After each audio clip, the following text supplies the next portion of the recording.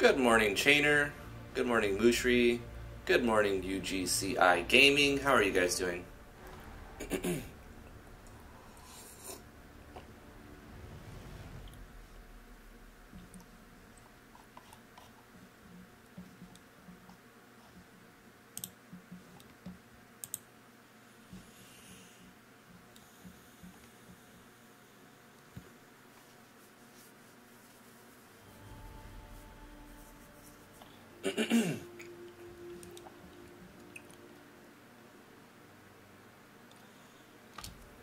Me too. Today was a lot better than yesterday as far as how tired I am. Yesterday I was so beat. It took me 20 minutes to crawl out of bed yesterday. Today I got up a little tired, but a lot better. Did I see your bow and arrow animation? Yeah. I think I saw it right now, Chainer. In Discord. I'm going to get started early today. We're going to go ahead and get started right now. How's it going, everybody? I'm Drifty from Driftwood Gaming. Thank you so much for coming to the live stream. We're going to be working on Natural Explorers. This is an RPGMMV project, a sim RPG. We need to expand and improve the world map a little bit. Now, let's be honest, I'm not the best mapper out there. I'm not really great at mapping, but I'm okay at it, and I'm getting better. So I guess since we're making progress, we shouldn't let that slip and keep working on maps. I do have other people who are working on things for me, but I'm going to be working on some of the mapping myself as well. A lot of the maps I've done in the game, a lot of these have been created by Cry's History. Ren has sent me some maps. Other people have sent me some maps and resources from the community, from these amazing people. Ren Phoenix, speak of the devil. How are you doing, everybody? Listening while you're in the gym. Cool. Mushri says, I'm terribly sick today. My throat hurts a bit, and I'm sneezing everywhere. It's calmed down a bit, but I hope you feel better soon, Mushri. I don't wish that on anybody. Hey, baby. My beautiful wife, T. Thank you for coming to the live stream, baby.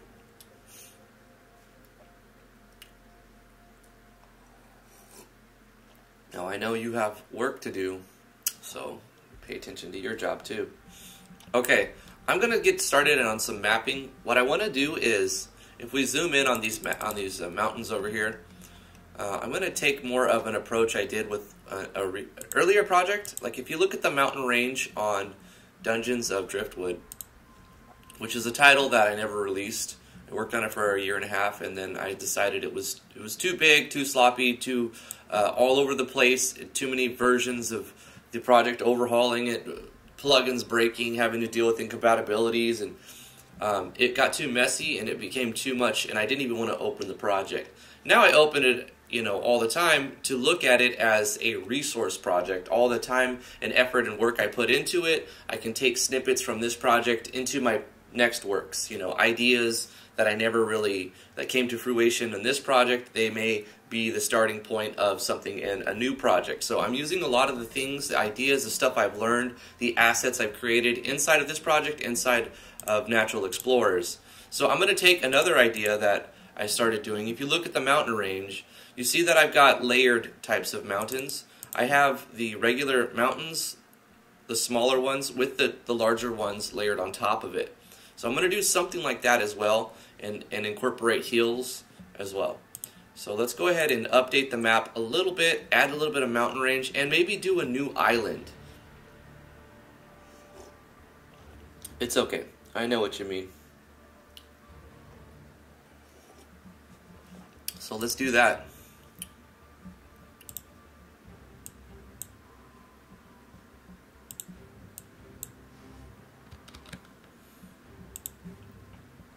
Going to take this mountain range, and we're going to need to go to the box layer. That way we can kind of stack it like this. And a trick to doing this is you start at the top layer and you work your way towards the screen, like towards the bottom of the screen. So if you're going to add maps like that, or mountains like that, before you add this layer, you have to add everything that's going to be on this layer.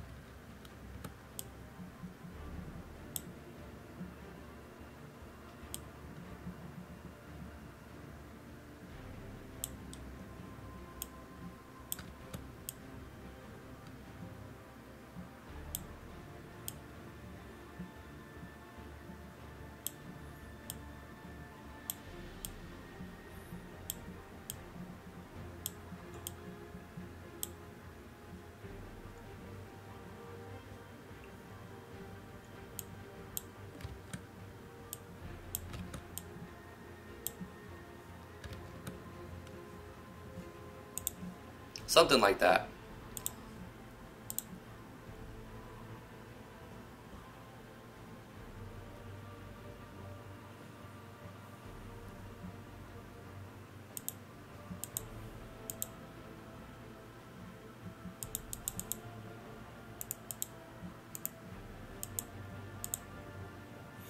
We could actually add a cave right here too if we wanted to.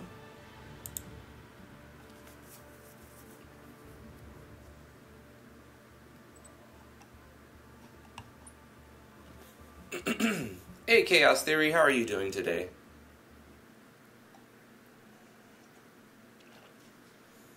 Come on, Auto Cucumber. Where are you when we need you?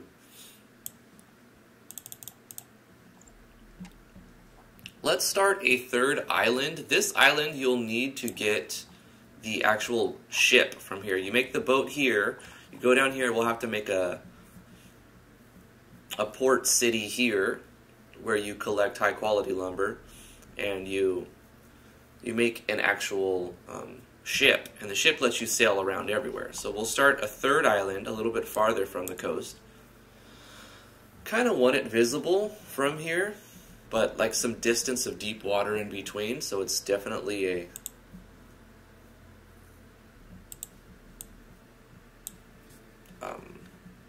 not connectable. You need the ship. We're going to go to the circle tool for making this island over here. The circle tool is really good to use for making land masses.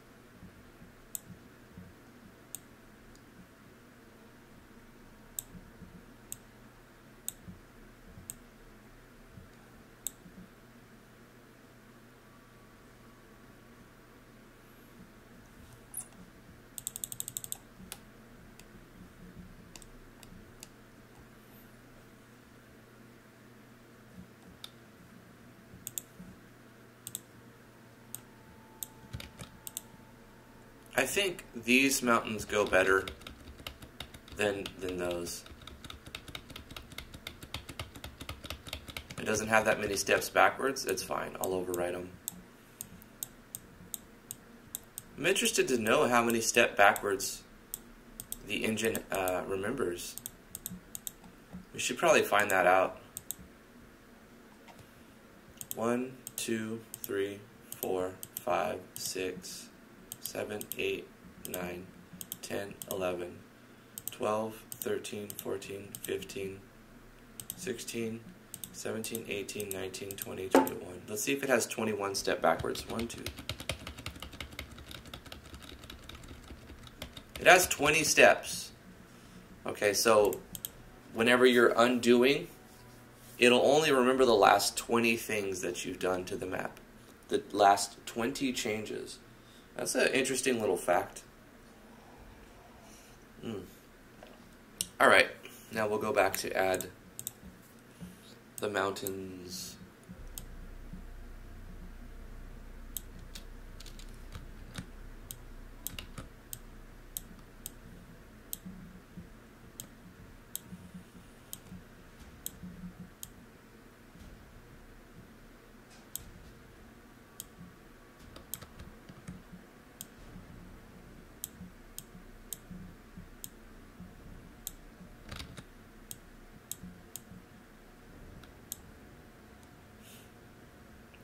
There we go. Now you can't really see the hills and the mountains underneath it very much, but you can a little bit, and I think that little bit of detail will help to make it not look so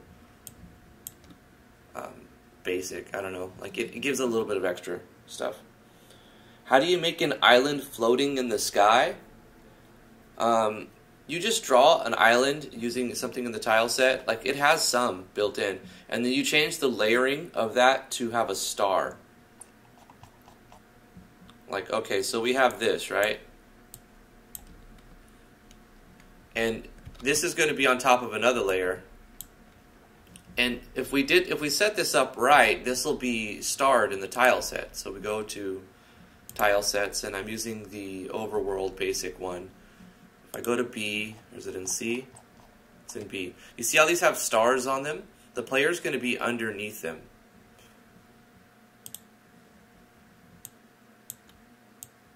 And we can kind of draw this on top. Let's put the player's starting position right here, and you'll see what I'm talking about. But we're going to need to give the player an image. Let's be the dog, the doggy. The Dooger, the Doger, the Dozier.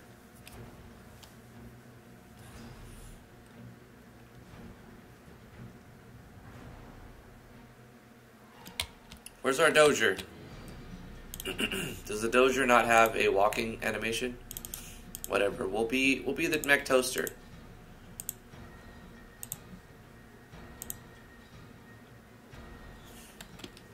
Oh, we have start transparent on. I'm still waking up, guys. I'm still waking up. Okay.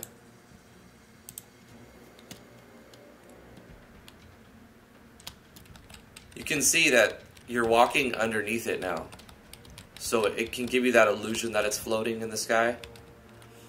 If you wanted to go a little bit to the next level with it, you would make this an auto tile that would animate an up and down. Like, so you can see that it's kind of floating, like falling and then being lifted by some unknown force. So right now it looks very static. And it would look even more, it would look better if we drew it over here. Right, on top of something that obviously is not land. But I wanted to put it on the landmass so I could walk on it and show you that we'll walk behind it. It has no shadow. Well, you can put the shadow. That would actually help a lot. Right.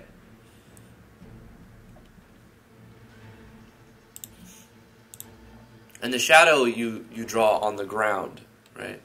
I'm going to cheat and... Wait, what? Did I change my start? Oh, I must have undid the starting position. I'm going to hold the Alt key, And that's going to let me walk on the water just to show you what it would look like, because you'll walk on top of the shadow.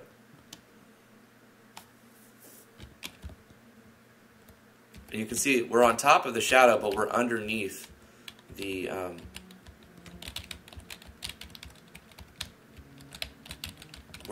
island. Since we're in playtest mode, if you hold Alt, you can walk around. That's another good thing to know. You can get past your tilesets boundaries for debugging purposes. So that's how you can do a floating island. And I think how you would probably like make the transfer event, that's another challenge, right? How would we do a transfer event to that floating island?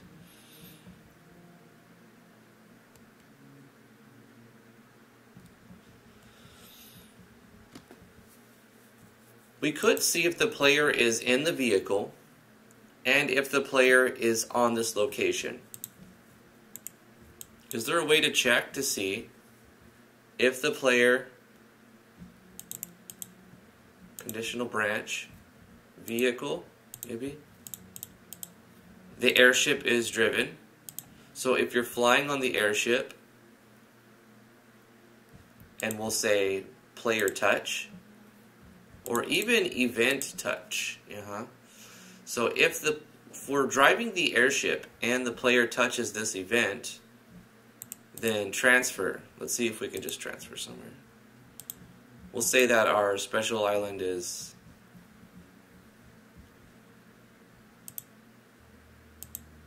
somewhere. We'll put it here for now. Obviously this is not going to be the right village, but this is for testing. But we need to set the airship starting location here. So the player can get in the airship and see if this works.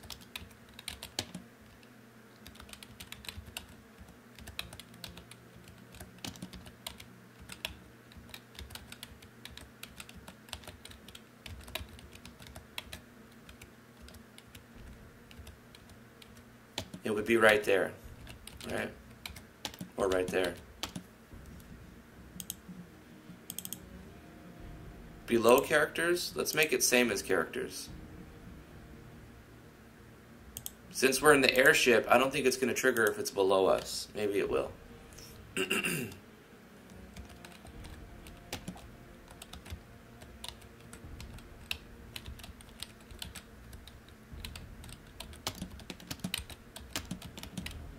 Okay, that's just not working.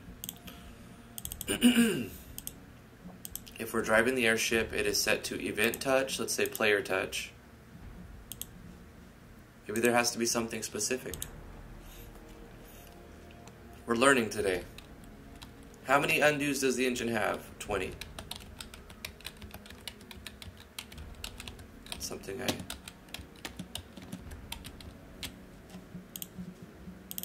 never asked myself until today. If airship is driven, it's just not like... Okay, what we can do is instead of... The only thing that's having a problem is this event is having a problem triggering. So we are always tracking the player. Here's another way to make this work. We're always tracking the player, right? So we can make this a parallel process that checks the condition.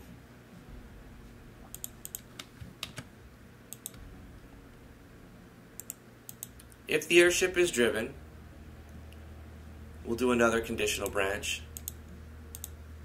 Since we're always tracking the player, we know where they're at on the map. We know where they're at on each map that they're on. We know what map they're on. We know their X and their Y location on that map.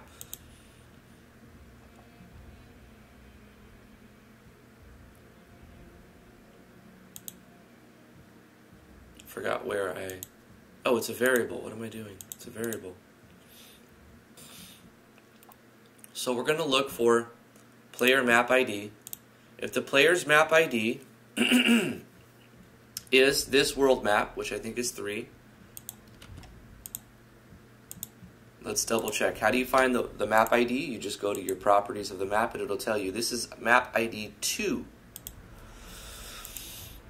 So if the player's map ID is 2, we're saying if we're on the world map, we can make this a parallel process as a common event, or we can make it on this map so we can bypass this, but I'm showing you another thing you would need to do if you're going to make this a parallel process even in a common event. You need to check another variable. We're going to say, is the player's X greater than, equal to whatever number we're going to be checking?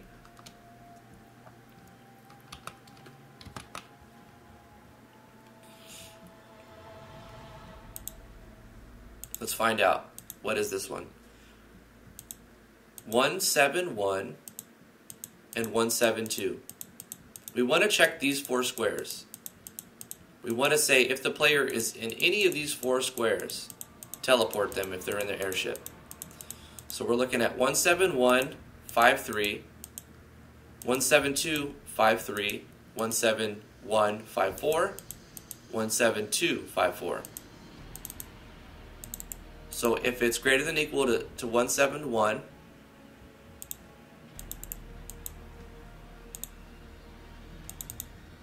player's X is less than or equal 172.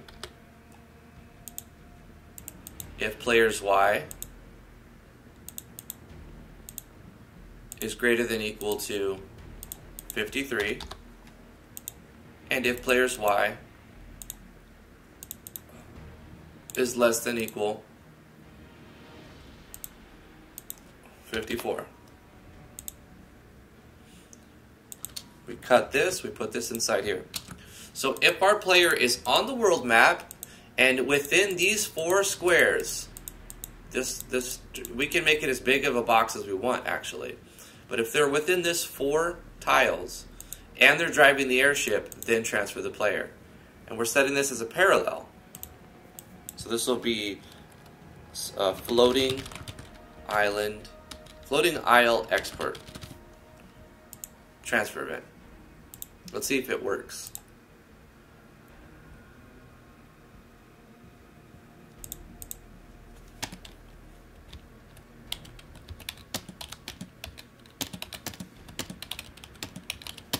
So that's not working. So if airship is driven, is that actually working right?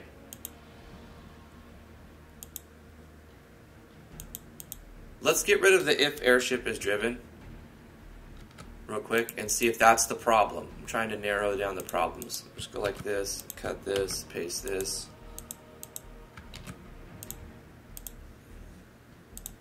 Where is the error coming from? Is it from the player tracker or is it from the is airship driven?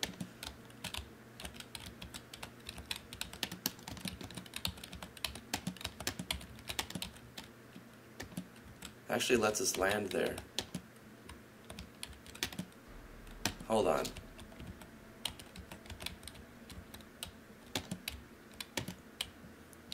It's not transferring us at all.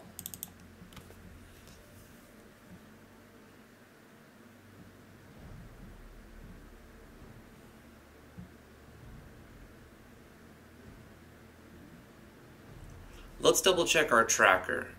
Our tracker's not on, guys. Our tracker is turned on through the auto run event in the game.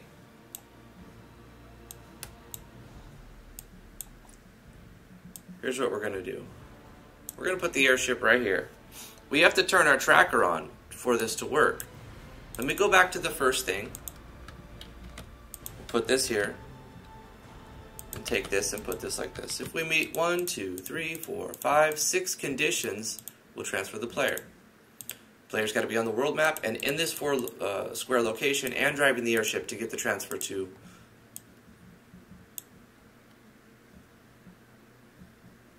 If the if vehicle is driven activates when you get out of the vehicle. Ah, okay. Right.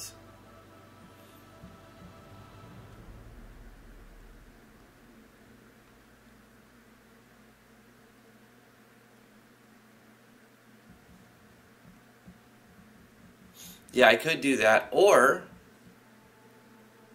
I could try to let the player land on the island by doing a region restriction with Yanfly. If I paint this region green, the player will be able to land here.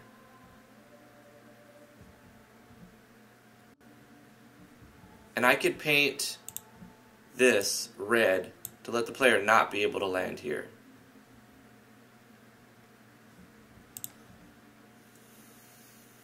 I've set that up with Yanfly's region restriction plugin. So let's activate our player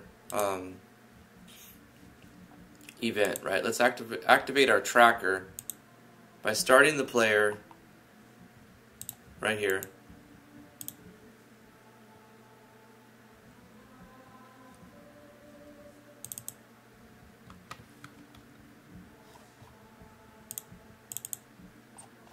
Or to make it even quicker, we'll take the player tracker, we'll copy the player tracker switch,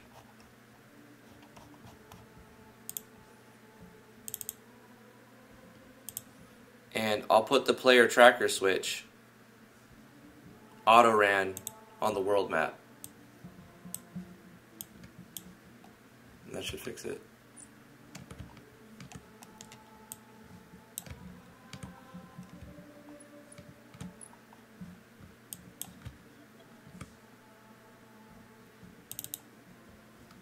Just a quick auto run that turns on the player tracker and it just disappears.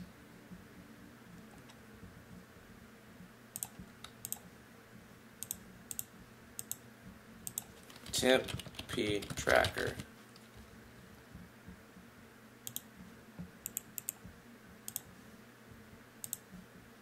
Okay.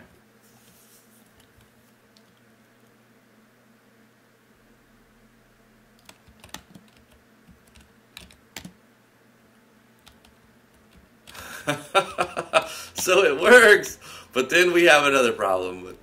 We'll have to do an event that, you know, we've locked our airship in here now, because you can't.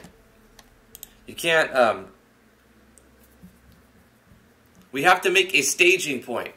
Like, I'll show you what I'm talking about. We need a new map. Shoot, we might end up keeping this floating island thing. We need a new map that's connected. This is basically off of the world map.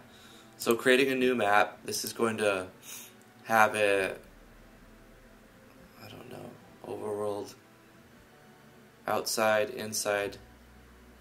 I guess it would be outside, but just overworld outside. This is floating isle stage.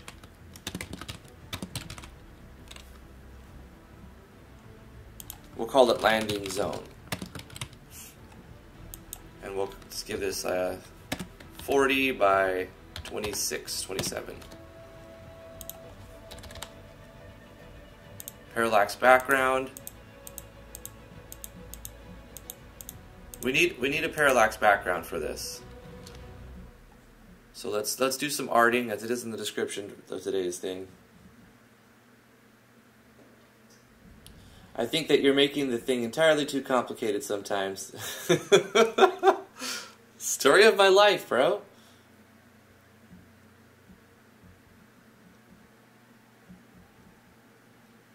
Want to learn how to make a floating isle as the final vehicle?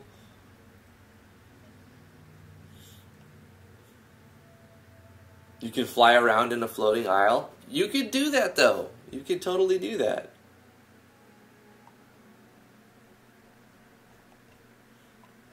That would be easier than this whole staging point and everything. Charizanico, how are you doing?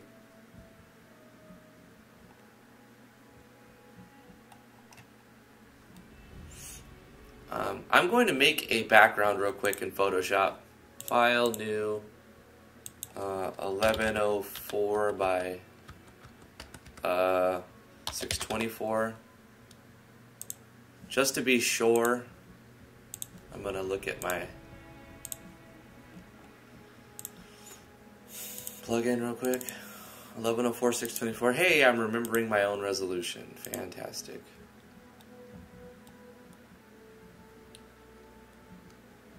Yeah, I know how to do it. I'm just making the artwork so that it looks cool. Or at least passable. Or at least different. Or at least not default. I know how to make the event. I'm just going to make it look right. This is going to be, let's do like a gradient.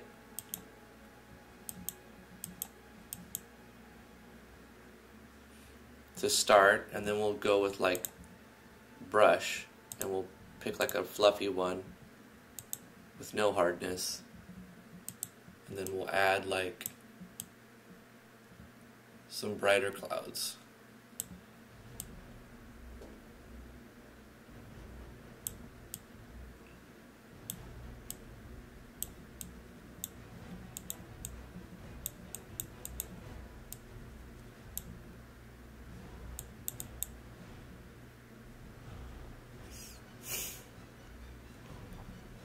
And then we need like the point where the character's going to land, right? Player's going to land somewhere. Oh, and if another problem I could encounter is I have to, what is it? Dang it. I have to not touch any of the corners if I want this to loop right. So it needs to be like something like this.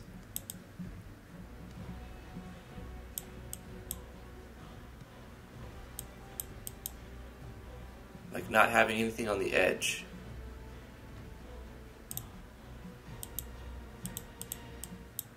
And it sort of needs to be like a,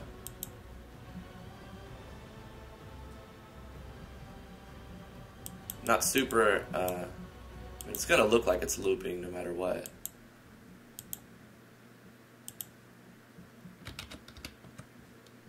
That's fine. And there's gonna be like a landing point. There needs to be a spot on it.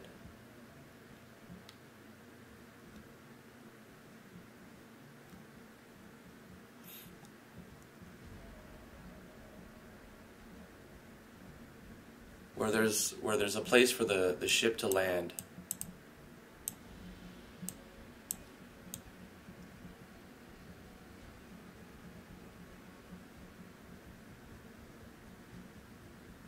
This may be the wrong approach for this.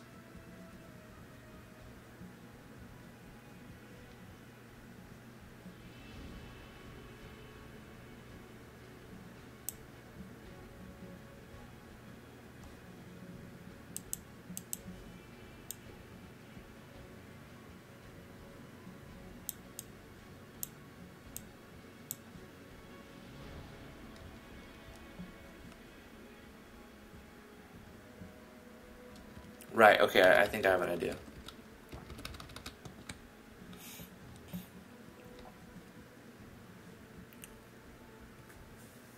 Let's just draw the land with the map, with the tiles right here. This is just going to be a background. Okay, let's save this as something inside of parallax.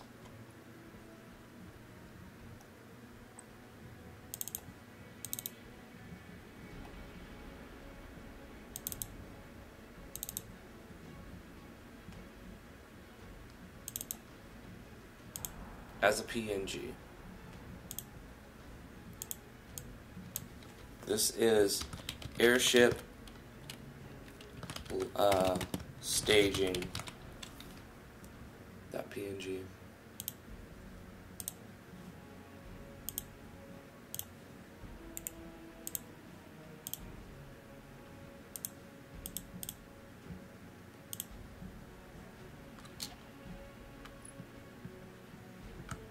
Now it's going to stretch this.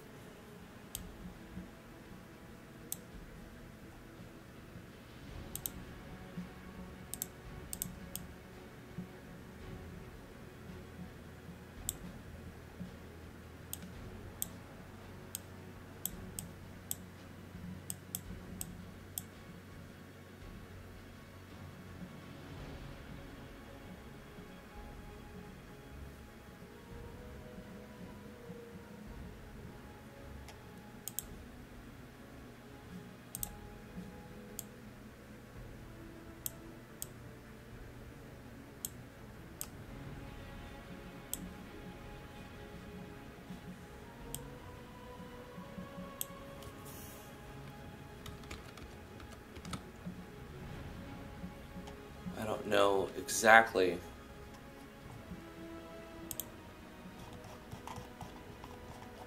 Maybe we want to use the world tile set for this.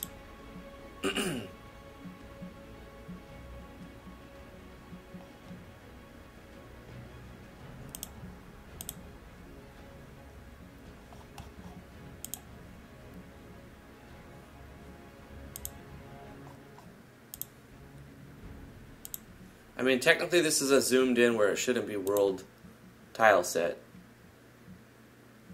So, yeah, no, it shouldn't be that.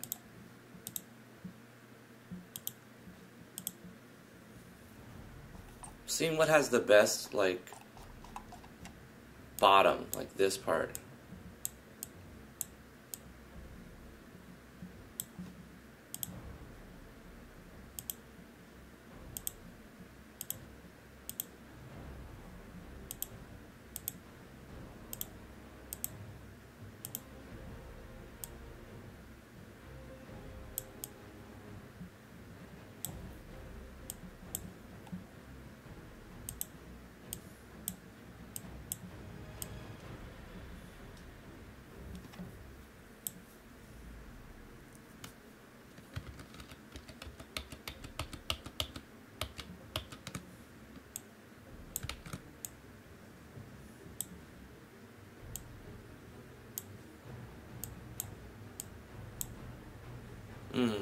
The floor doesn't match right there, so let's go like that.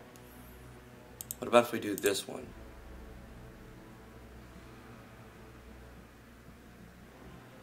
Looks a little weird. Not gonna lie, that looks pretty weird.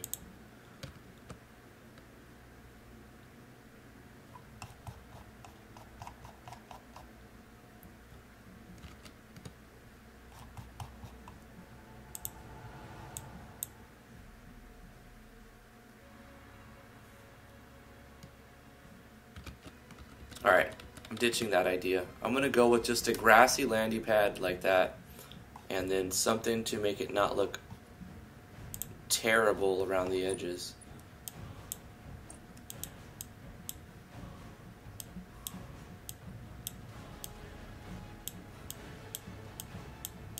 Something to mask a little bit.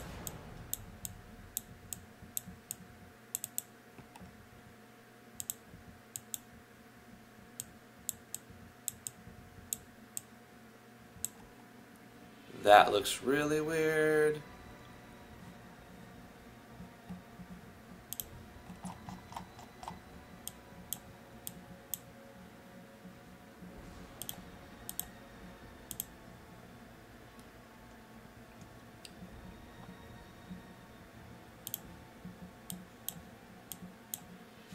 That might just give enough illusion.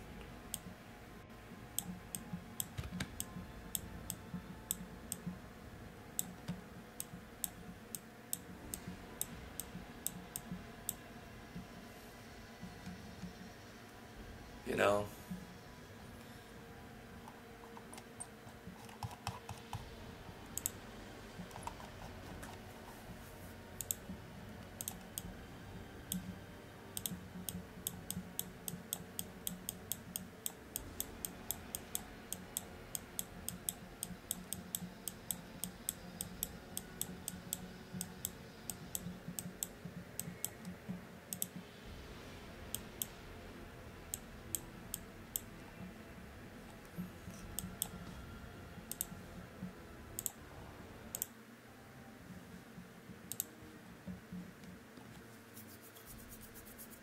Why not just use border tiles? Because I don't have a good one. It's a floating island. I don't want it to look like the inside of a cave. I want it to be green. And there's no like. Wait, is this an auto tile thing?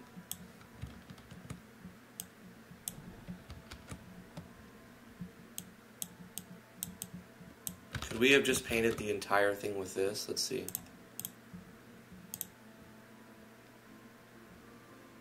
That looks better. This is an auto tile here. This is the one I wanted. Okay. Kind of, kind of. Not for all of it, but for this part, yeah. I don't mind remaking this because I'm going to make it look better.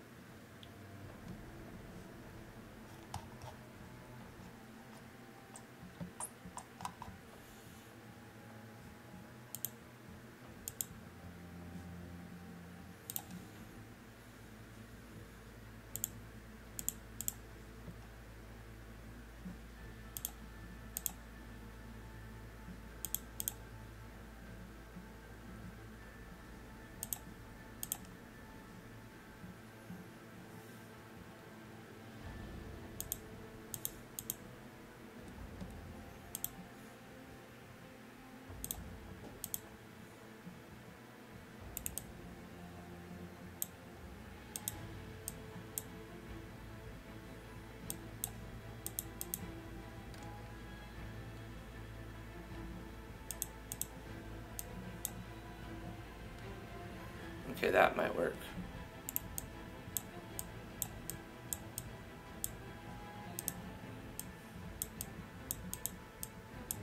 That's looking better.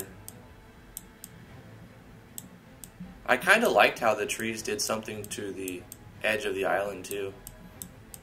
I might put the trees back on.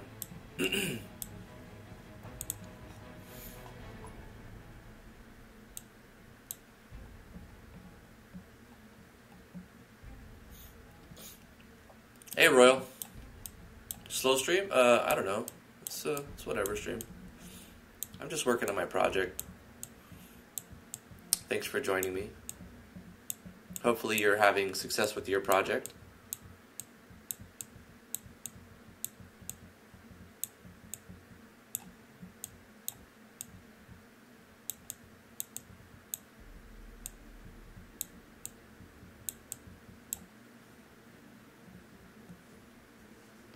Hey Benjamin, how are you doing?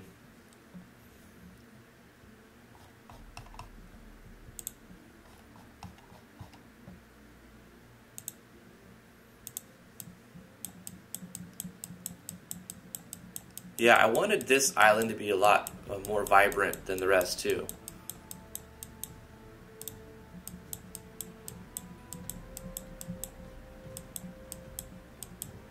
Because this is going to be like, I'm going to go with this island and I'm thinking it'll be something like it's a manufactured paradise.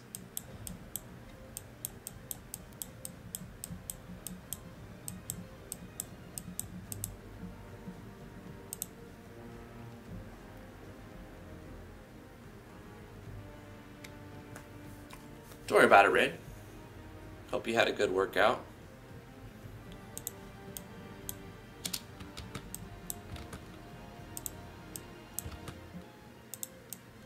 Gosh, these auto tiles do not play well together.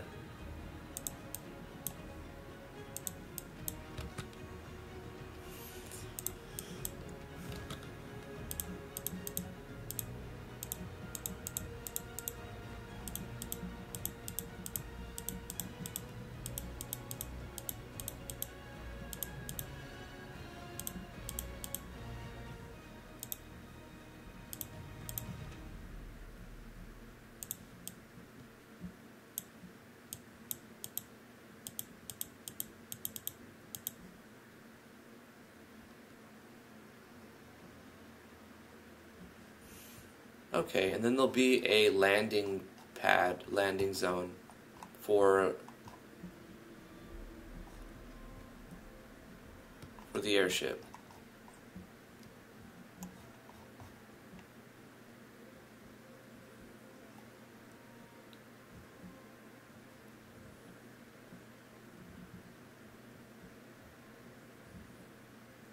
Maybe this looks real clean.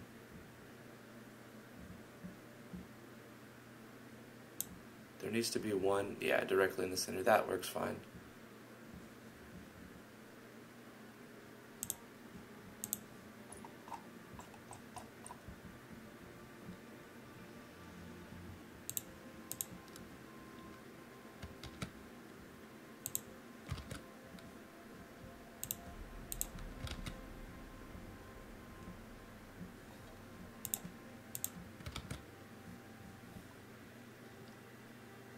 That's considered a ceiling, so we won't be able to walk right off of it unless we region it. We're going very custom with this, which is fine. So we're going to just say, you know what, you could walk through all of that. Don't worry about it. That's kind of sloppy, though. Let's do this.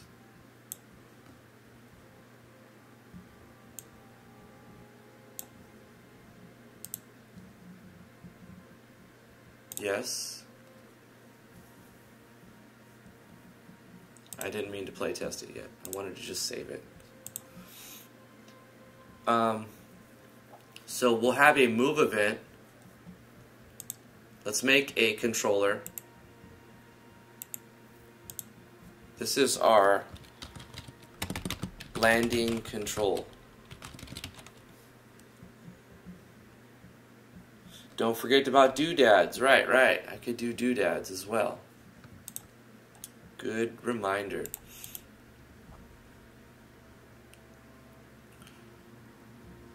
This is going to be a basic move event.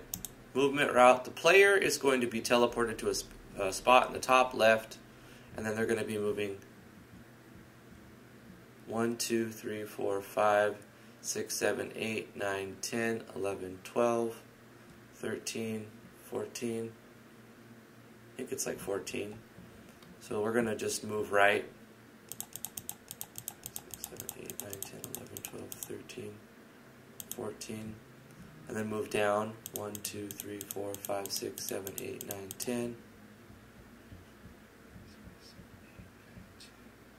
1, 2, 3, 4, 5, 6. We'll say 6 more. 6.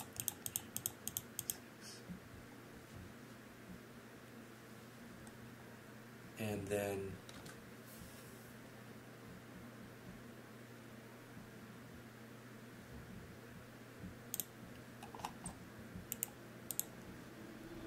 get off or on vehicle. We're going to be on the vehicle, so we're going to get off the vehicle.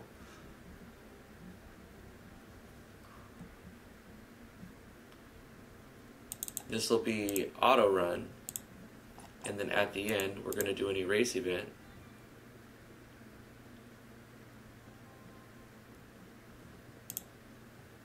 We also need a switch condition saying control switch or switch conditional branch. Hello brain, welcome to Earth. Coming from, or let's say in airship. It'll be simple as that. Are you in the airship? Yes or no. If in airship is on, we do all of this move event. Paste.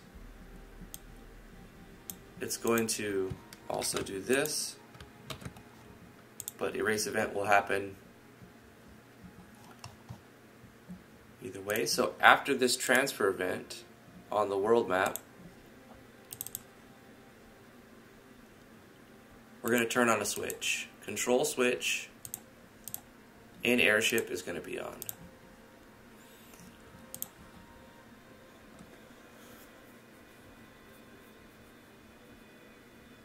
He's mapping, and in an hour he'll be napping.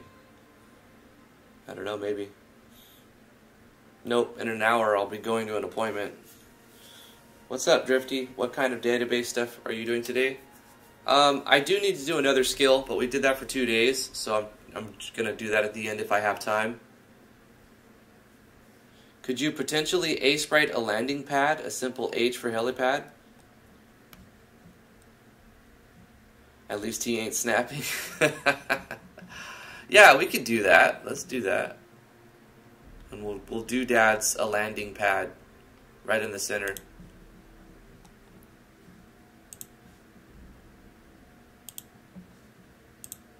This is going to be a 48 by 48 because we're going to use it as the same tile size as the other tiles.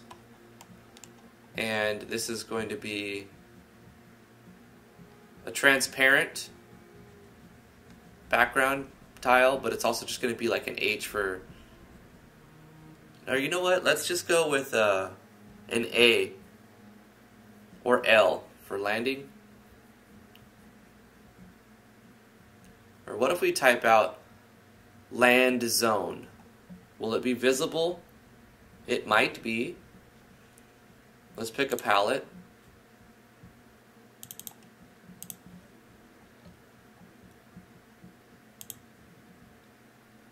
What's our background? It's going to be like a vibrant green, or is it going to be a white color? It's going to be a white color, isn't it? Where's our new map?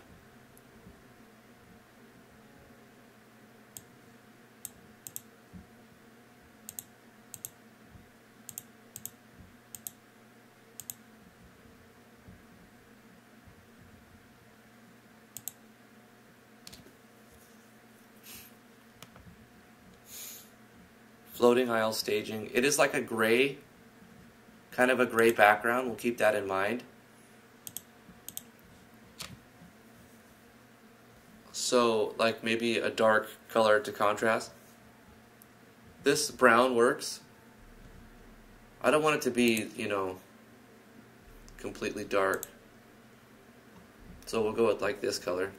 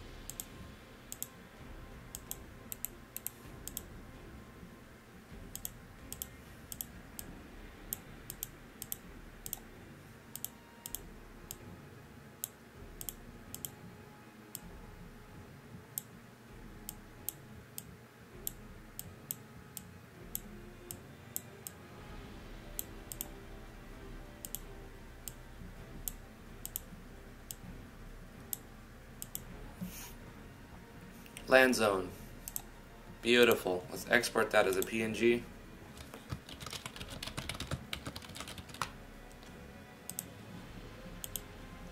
We'll need to copy paste it to the doodads folder. So let's go to game, open folder.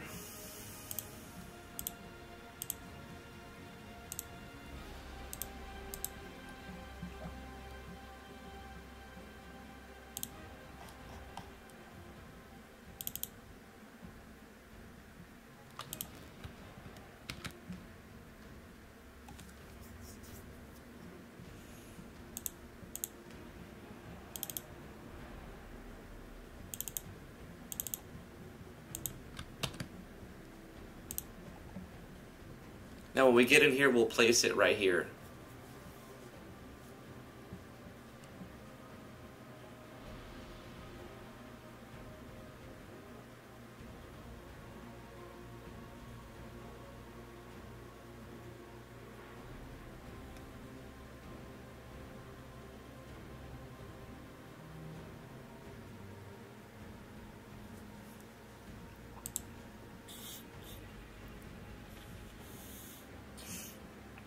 There's a few things we need to look at. We need to see how the auto movement event works, and we need to look at how the background is stretching or tiling or how it's looking.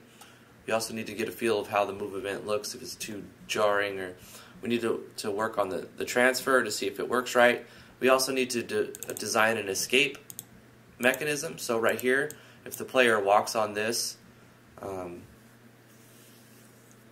this spot, it should auto run a movement event in the opposite effect, right?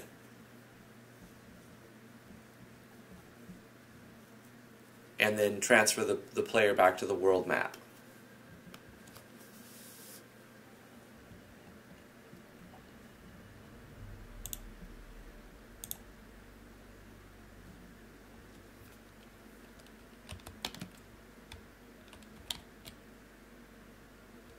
We forgot to transfer the player to the right spot. Let's do that.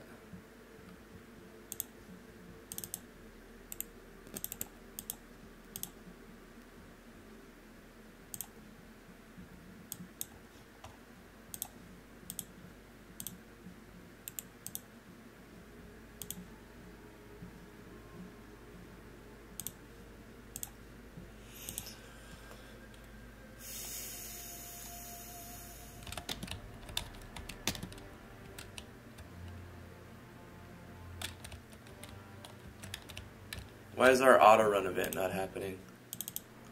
We're turning on the switch, is airship on, but then our floating isle auto run. Oh, doesn't have the right switch controller.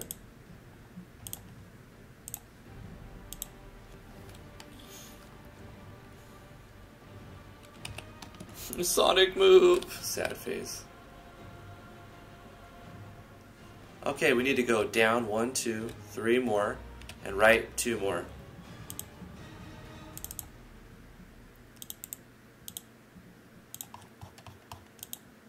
Down, down, down, and then we need to go right 2 more.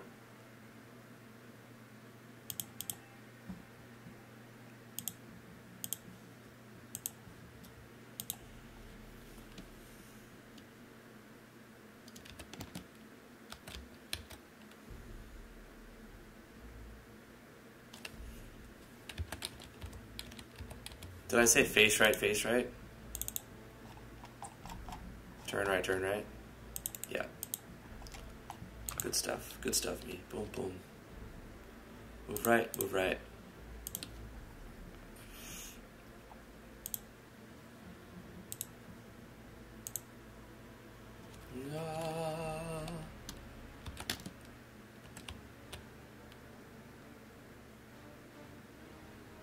It didn't disembark. It didn't land. Why is it not get on, get off vehicle?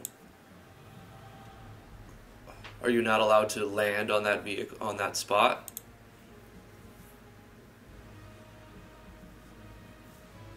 Plus we need to put our doodad down. Let's try this again.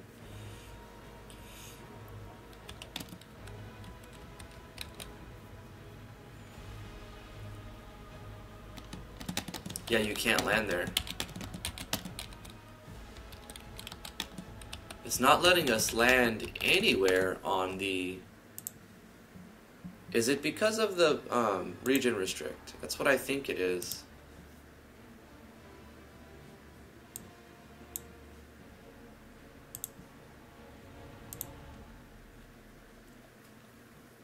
But then we won't be able to walk off of that area.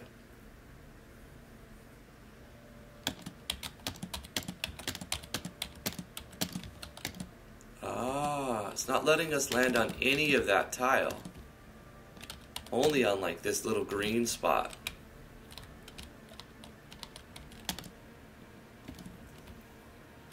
which looks like a place that you wouldn't land.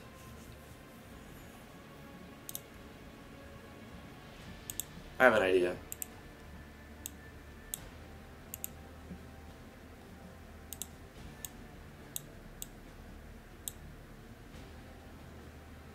That doesn't look like a landing zone in the slightest. Here's what I'm going to do. Guys, hear me out. This is a little trick. We're going to go 1 for 1, right? Okay? And then we're going to do the old print screen, go to Photoshop. We're going to go new, okay. I'm going to press Control V, and it's going to paste my entire screen. I'm going to zoom into here. I'm going to select. I'm going to try to carefully select.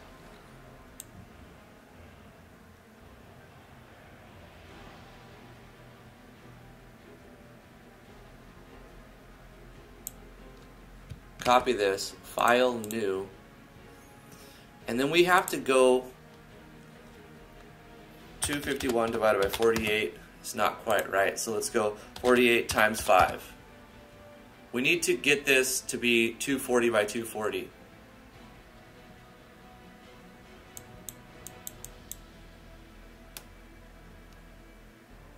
Or we can just go one more higher.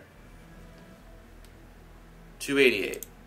Let's go 288 by 288. Okay. Delete this background. Oh, we have to go new layer. And then delete the background. We're going to go in here, we're going to paste what we had copied. We're going to zoom in a bit. We're going to select everything that we have. We're going to free transform. We're going to lock our proportions, and we're going to stretch it out to fill the whole image. Okay. Yeah, apply. Then we're going to save this as a doodad. This is going to be landing pad doodad, or just say landing pad. But since we have it here, we can edit it as well. It's not going to be in parallax though. It's going to be in doodads here, and we could place our land zone right on top of it and even stretch this out.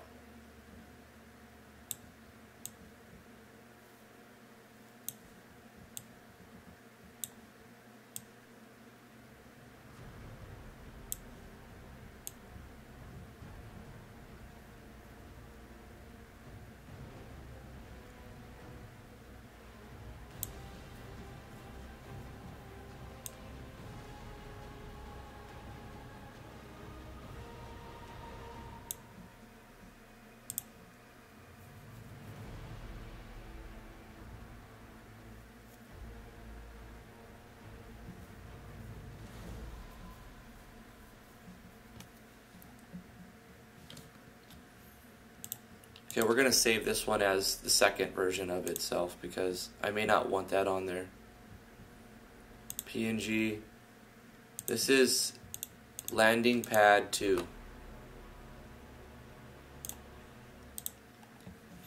Okay, from here, we're going to change this. We're going to make it so this area is actually this grassy thing. Okay, where you can land, but we're going to cover it up with a doodad.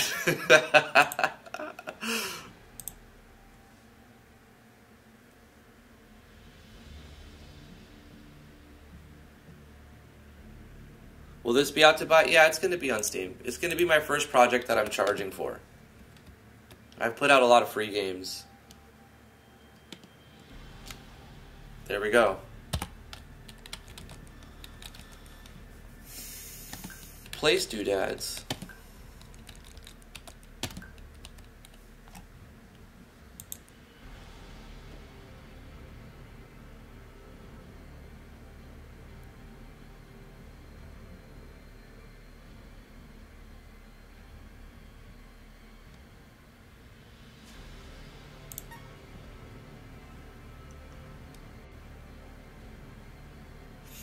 We may have to resize this.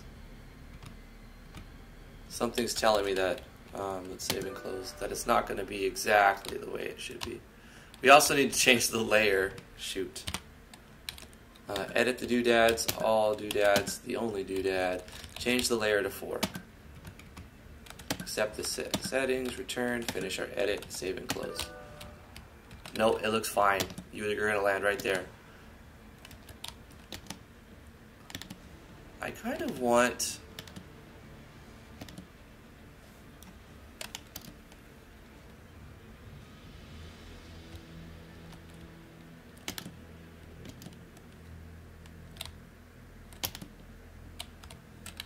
I mean, I want the ship to be underneath it. Do I have to lower its I don't know if that's going to make a difference at all. Layer 3. Let's go layer... Oh, yeah, there it is. Okay, so we know now that the ship is on layer 3. Or layer... Yeah, layer 3. So we can put it on layer 2. And it'll keep the airship above it.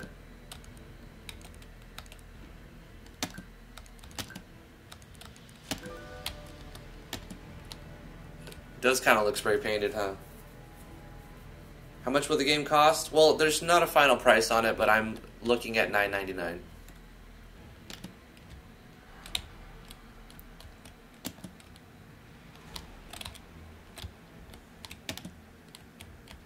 That's the unofficial.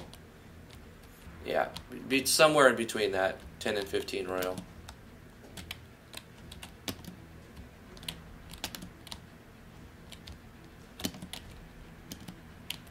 Nice. Okay, so now that we have it set up right, let's restart.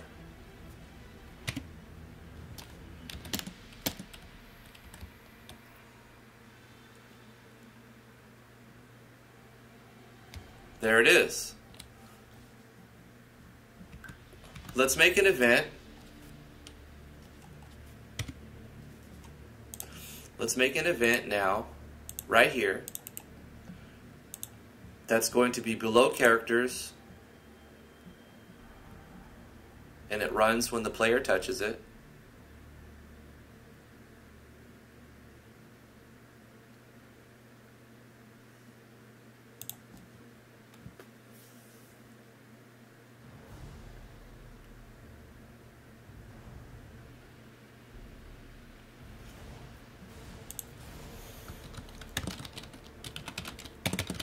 Disembark.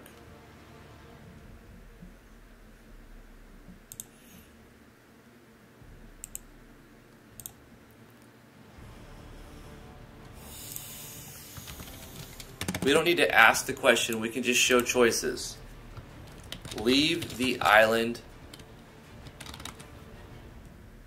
Leave the floating island is your first option, and second option is not right now.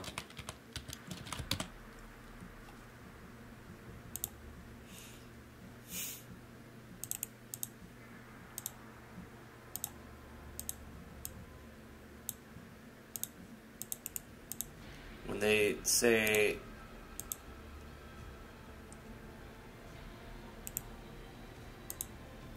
can do a movement event.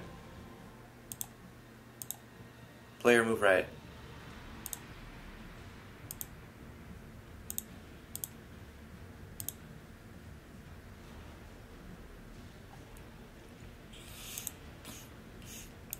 What we'll do is we'll take this movement route. We'll put it here, and we'll just reverse it. Move up, up, up. Get rid of the 3 downs. 1, 2, 3.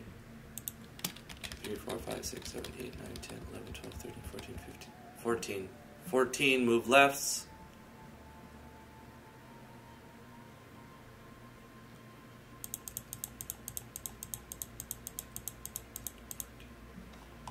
Get rid of the rights.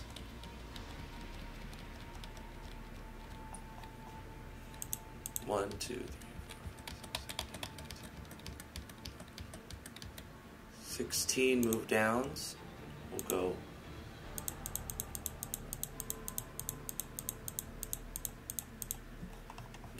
move downs.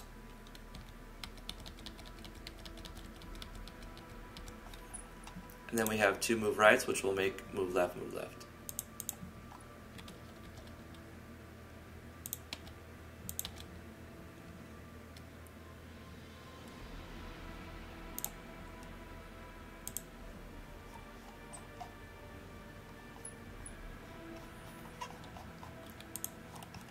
But we'll start off with a get on off vehicle.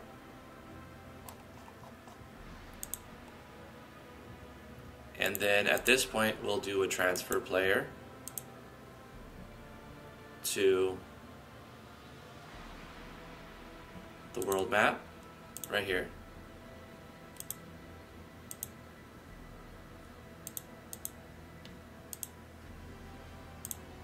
Fade to white, face left.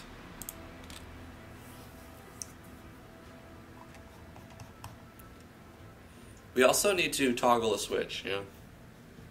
We need to turn off somewhere. When we land, we need to turn off in airship.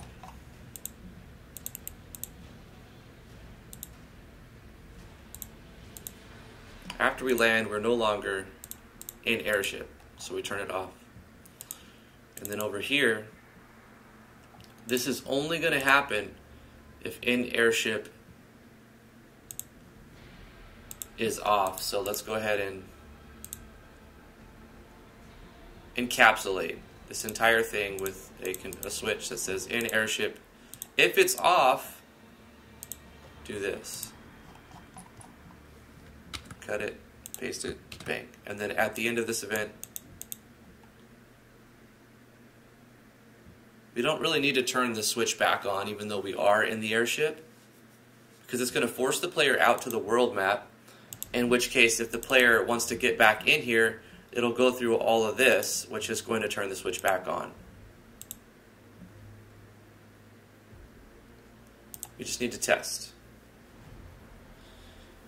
Magna, yes, go to driftwoodgaming.com/games and you can see some games there. I didn't make all those games. The one that I'm featuring is Legend of Driftwood. That's the last one I made using this engine, and it is free to play. So you can play it on the website there, but it'll be the version 1.02 with some game-breaking bugs at the end where if you try to load certain images, it crashes. Right, like towards the very end of the game. So save often if you're playing it on the website. It's also the very hard version, 1.02. I made a download that you could just download it to your hard drive, for the version 1.04 version, which I made for speedrunners. I've had some people speedrun it on Twitch, which is very fun and exciting to watch. They managed to beat the game in like 35 minutes, which is really cool. So that's the version 1.04 with the game-breaking bugs fixed. There's probably still bugs, but it's mostly stable. You shouldn't have very many problems. It's a game I put out early 2016 or late 2015. I think it was 2016. But yeah, hopefully you enjoy that. driftwoodgaming.com/games. Free to play. After that, let's see, it didn't land though. It didn't let my character land. Was it because there's an event there now? I have another idea. What I could do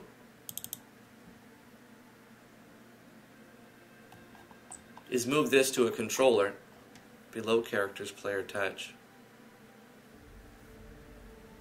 Let me just move this down and see if that's what's causing the problem. It's not landing because now there's an event there.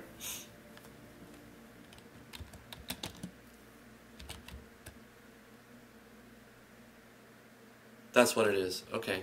So I could fix that. Easy fix. I'm going to make another controller event. I could just use this one, can't I? Auto run. It will erase this event though, so I'll just do a separate one. This will be an auto run.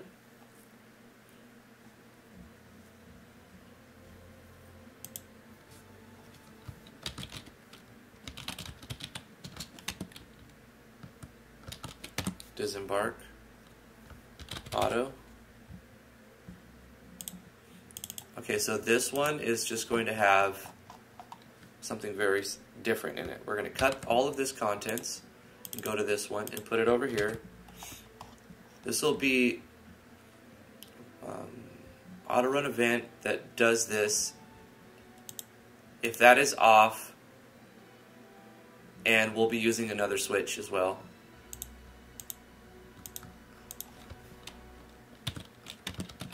Float aisle exit is on.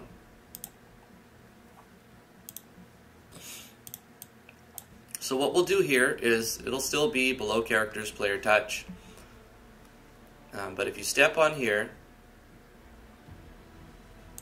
it's going to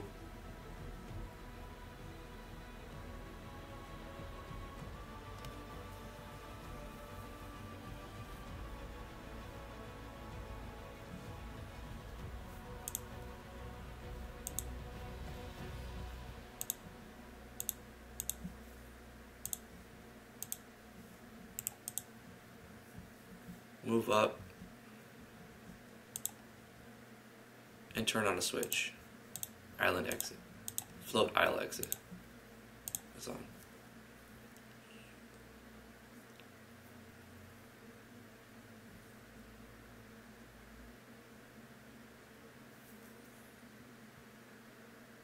No, because then when you try to leave, it's going to force you. When you land, it's just going to force you to exit if I do it with this route. Because what I was going to do is have an event all the way around it, each of them moving you in a direction.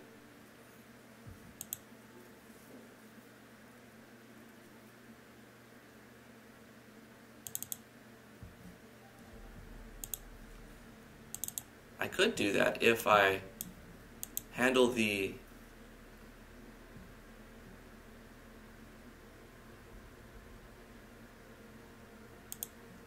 in airship float aisle exit.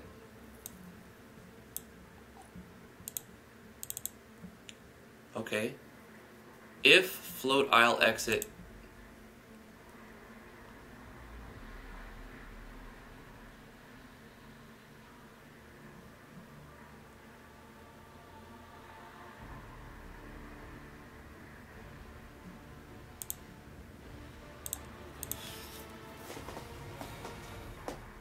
you can't have a movement event land your airship on an event.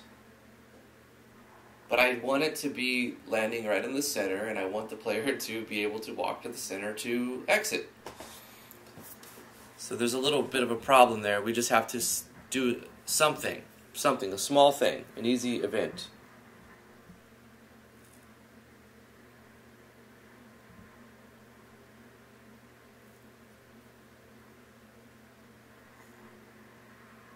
Put the event on through. You. Oh gosh. Yeah, that would probably work. Absolutely. Absolutely. Okay, we don't even need another switch if this works. Okay.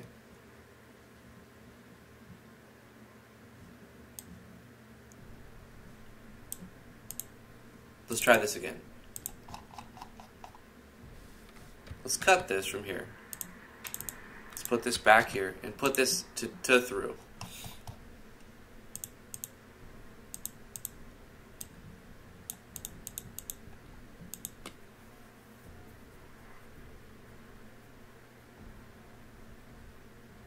Ladies and gentlemen, we got him. It should work, but we have to test it. So that way we don't even need that other switch. So I'm like, why doesn't this work? It seems very, very simple, and it is. It really is. Okay, this is our exit, just double checking. We don't need another event there. We don't need this one at all, and we don't need that last switch, most likely. Okay, so we'll leave this how it is, and then I'll delete this if this works as intended.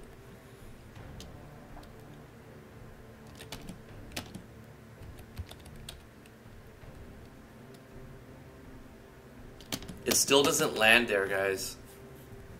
It still doesn't land there. It lets you land everywhere but where there's an event.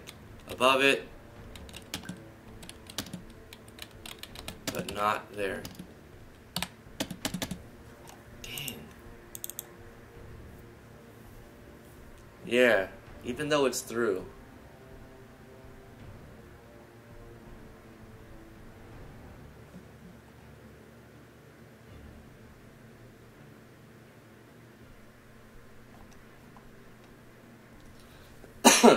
RPG Maker MV goes on sale all the time. I suggest waiting for it to go like 33 to 66% off, somewhere in there.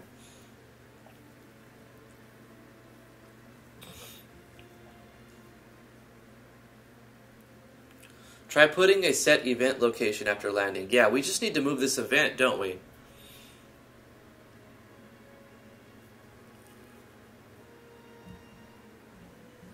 So we can land there. If we put it right here, this event will work, and then after we land, move event location to this spot. And let's see if it'll auto run. Yeah, set through is on. It's already, this event where we're trying to land is on, and it still won't let you land your airship there. But the move event should work. That's a good idea. Let's try to do that. So we'll put it off to the side one tile, and then after the player lands in this first event, I'm pretty sure we don't need this for right now. So what I'm going to do is delete this switch, so I don't think I'm using it for something. Hit OK, and also remove this event. So after this auto run, when we say get on or off vehicle, we should set event location. And we're going to move, hold on, not this event. The disembark, we're going to move to there, one tile over.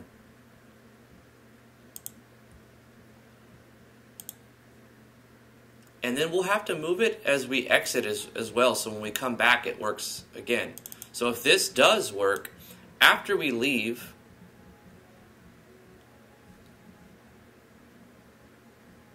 there's a transfer event. After the transfer event, we need to set event location. This time we are saying this event. Put it back here. So we're just moving this event behind the scenes. It's invisible anyway.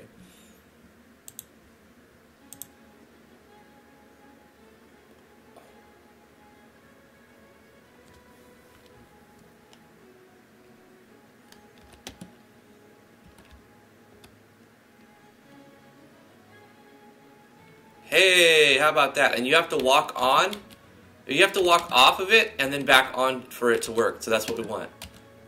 Leave the floating island. Hey, that looks cool, man. Let's see if it works twice. Look how it like picks up like that. I really like that.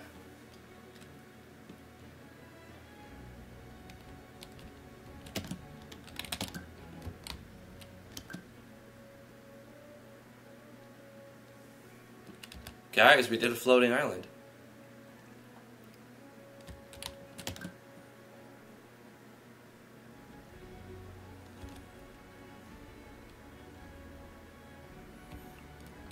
This is the staging point.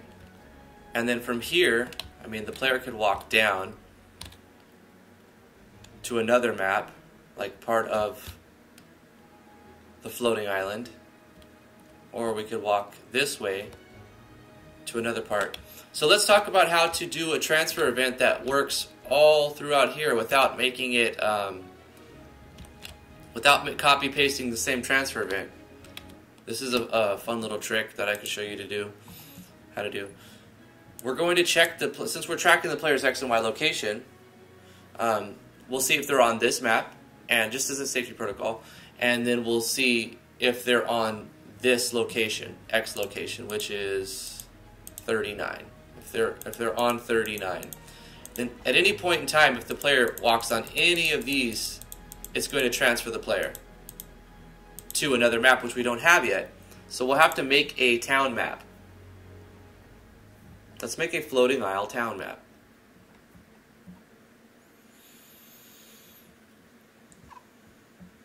Some folks are like, should I do MV or Ace? I say MV, they love Ace. I think they're an idiot and walk away. There's nothing wrong with using VX Ace, but I would prefer MV just because JS is so much easier to understand and read and manipulate than Ruby.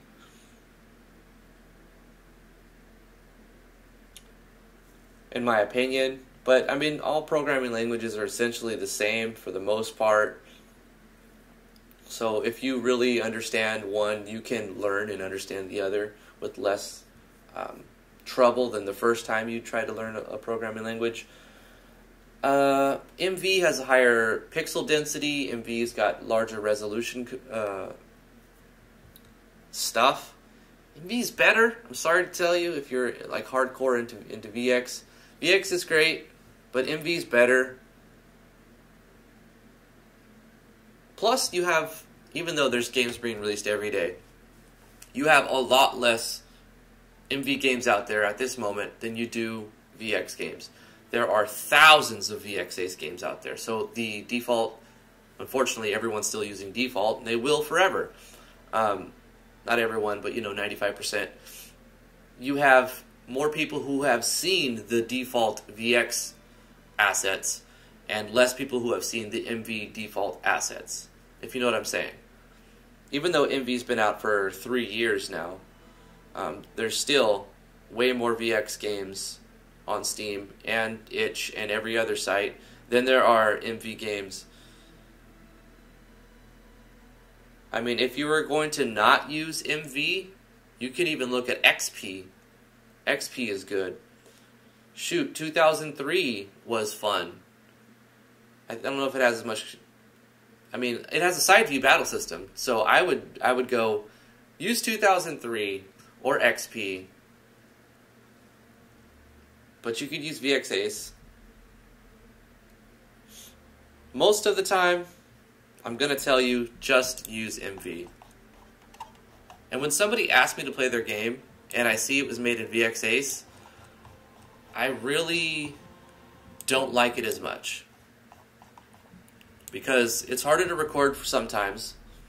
I mean, I figured out how to get around that, but it took me a while. At the beginning, I couldn't play a lot of VX Ace games. But anyway, that's my little tirade on that. We got that transfer event working. I'm super happy that works. So let's do a couple more maps. On the floating isle staging point, let's do a new map. Let's go with Town of Beginnings outside. And this is going to be floating isle south.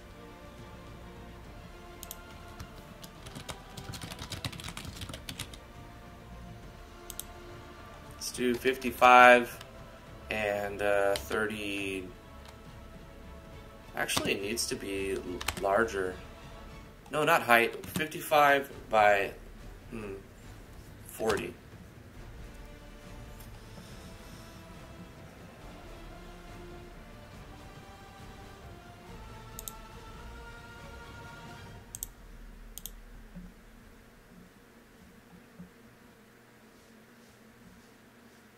Change the stream name to Making a Floating Isle. I can accept that. Let's do that. Mapping, arting, and database work. Well, we did do mapping. We did do arting. We didn't do very much database work, really. So let's go ahead and say, and making a floating isle out of space. We'll just say arting and making a floating isle. There we go. That should be updated for future reference. Arting and making a floating isle. There we go.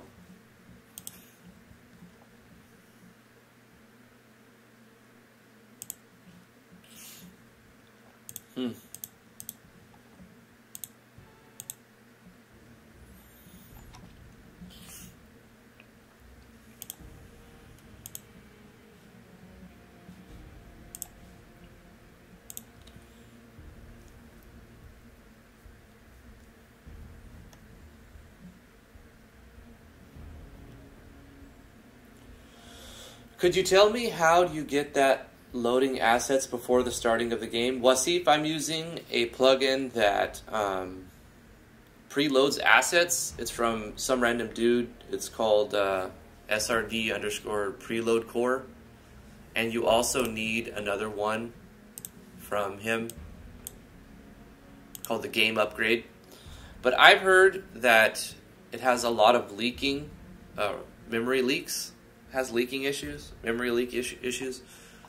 So I don't know if I'll use it for very long. It fixed a bug for me. A bug I had that would cause faces to not show. Let's turn both of these off, and I'll show you what I'm talking about.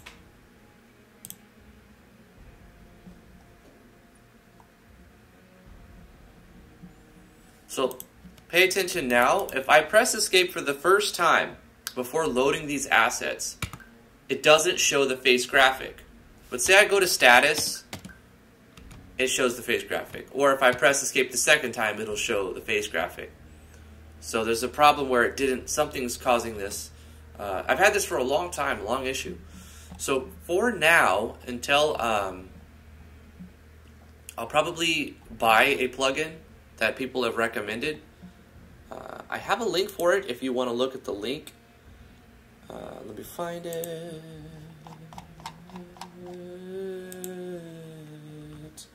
Here it is. So this is the one I'm probably going to buy. Aetherflow preload everything. Until I release the project for sale, I'm going to see how long this SRD core works. At some point, I'm going to buy this plugin. But until then, I'm using some random dude's preload. I'll pop it into the chat for you.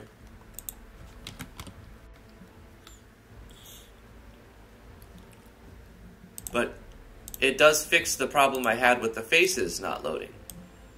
At what cost, I don't know yet. I haven't done like let's play for an hour and a half or let's play for 2 hours and see how the game lags. If it lags at all, I don't know. So I'm loading that, so I'm pressing escape for the first time, the faces load. You know.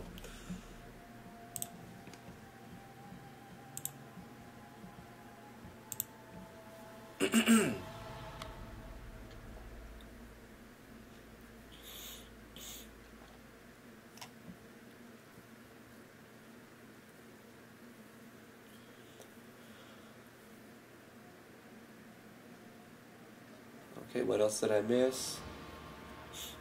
Front view battles are okay if you do them right. Earthbound did them right. Dragon Warrior, Dragon Quest series, you know, did them right.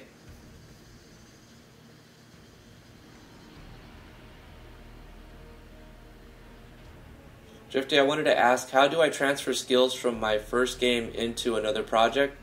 Magda, I'll show you real quick. You open up both projects, so that could be a challenge in its own right if you don't know how to do that. So say we have this project open. This is the project that we're going to be working on. This is our new one, but we want to open up our old one so that we can copy paste skills out of them. Well, if we try to open from here, it's going to end up closing this project you're working on and open up the other one in its place. So instead, go to Game, Open Folder, and then navigate to the other project. In this case, it's going to be, I'm using two projects that I'm working on. I'm using my old one of Dungeons of Driftwood and this new one, Natural Explorers. So I'm going to go into that folder, the old one. I have the new one open, and I want to open up the old one. So navigate to the game folder, wherever it's at, and you're going to look for a file named game.rpg project. Now, if you have file extensions turned off, it's just going to show this logo and say game. You're going to double click that and it'll load up another instance of the application so that you can have two of them running at the same time. All right, you can turn file extensions on. I recommend doing that. Going to view and options somewhere. There's tutorials for that, but it's not really necessary, but you should probably have file extensions viewable for renaming stuff in the future.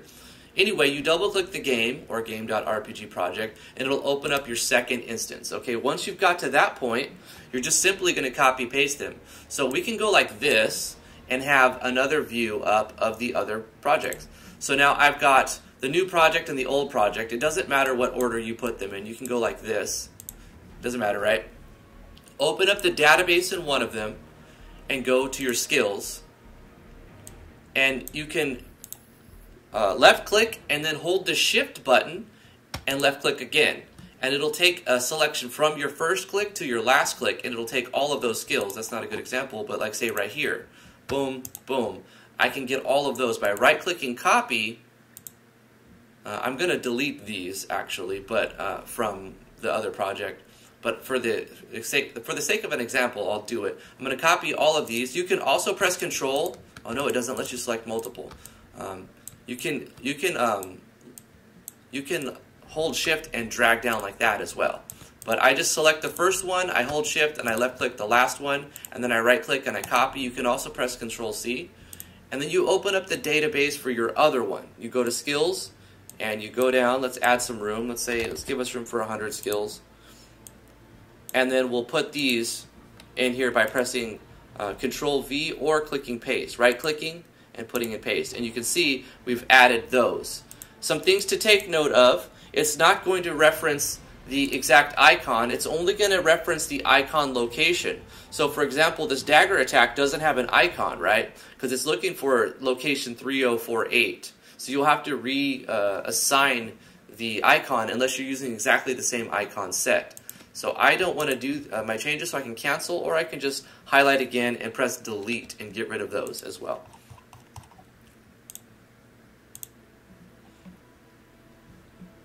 Another thing to note is the note tags will reference different animation numbers if you have action sequencing. So you'll have to look at all the skills that you're copy pasting. The more custom work you've done on them, the more modification you're going to have to do when you bring them from one project to another project. But that's the simple process of making that happen.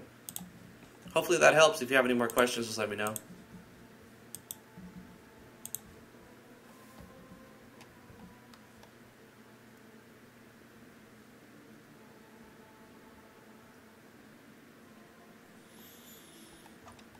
No problem.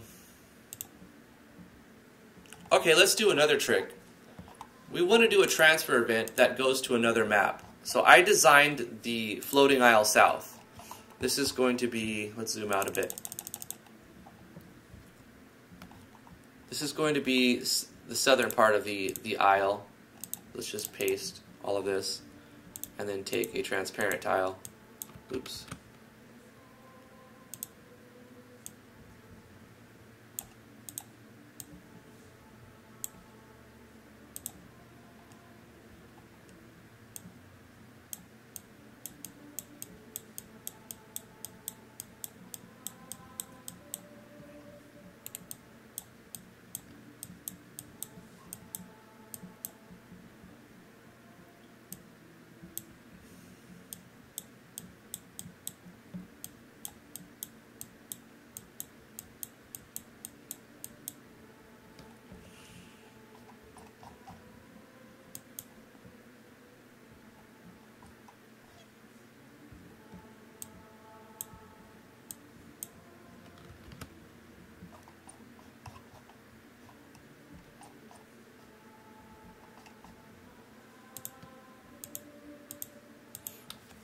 I think I did something like this before with the caves tile set, where I made the black part transparent.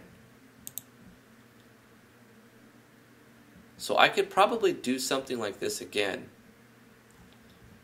to make this work. Let me open up this into Photoshop real quick. I say real quick, but tile set editing is never real quick. Okay, so this is TOB outside, and we're going to be modifying tile set A. Just tile set A. So I'm going to be opening up FSM underscore town 01 underscore A1. Go into our IMG tile sets. FSM underscore town 01 A1. This one.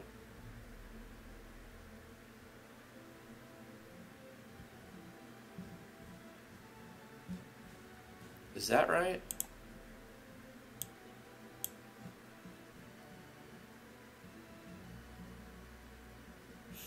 We have auto tiles in there. Oh, ground, A2. It's A2.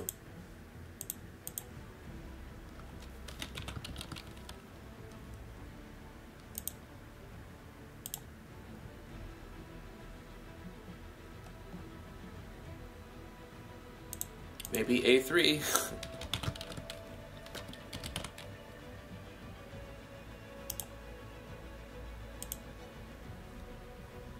No.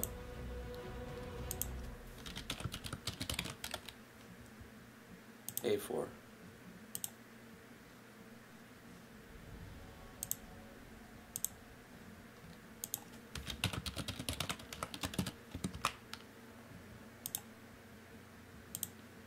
A5. Okay.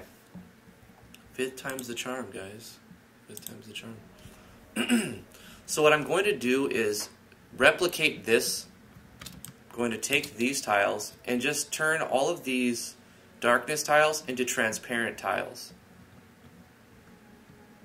So I'm going to use the magic eraser tool and just delete all of the black.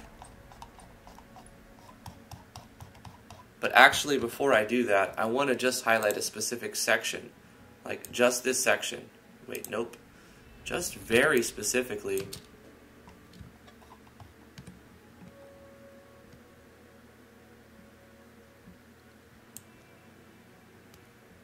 This section.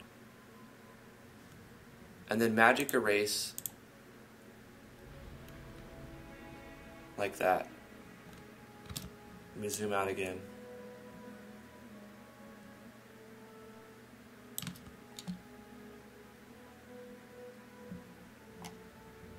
Okay.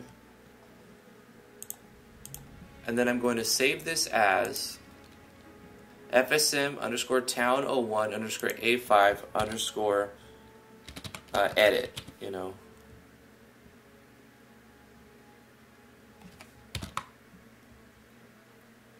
And put it right in there.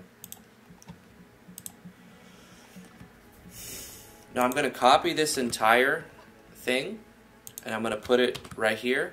And I'm going to say edit 01 and replace this one with this one. Now I'm going to go into the map and change the tile set we're using to this slightly modified one. Now we've got some transparency tiles. It's going to look like a little bit of floating rubble. Instead of just fading into the darkness, it'll be dark, but it's going to fade into transparency. So let's paste this and then do our lining. We'll be using B as well for the top, right here. No. Is it that one? Yeah, I think it is that one. Okay, for this, we'll have to draw it like that. It has its own transparency. Or we'll use this one. Like that.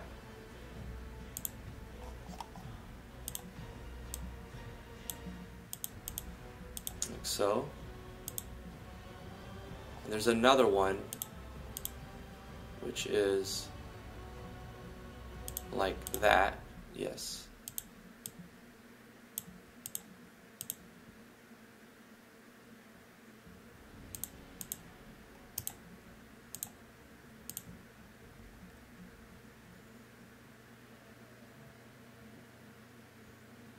We'll have to delete this and put this right there. And we'll put that out right there as well. Fill in the blanks with this and that. This is going to go like this. Delete this and use B again.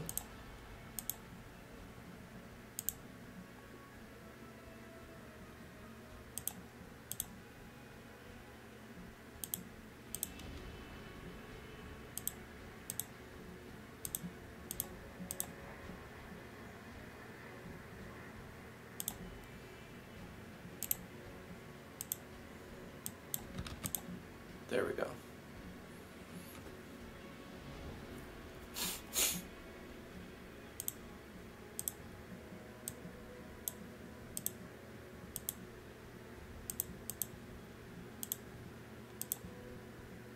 It's kind of tedious a little bit.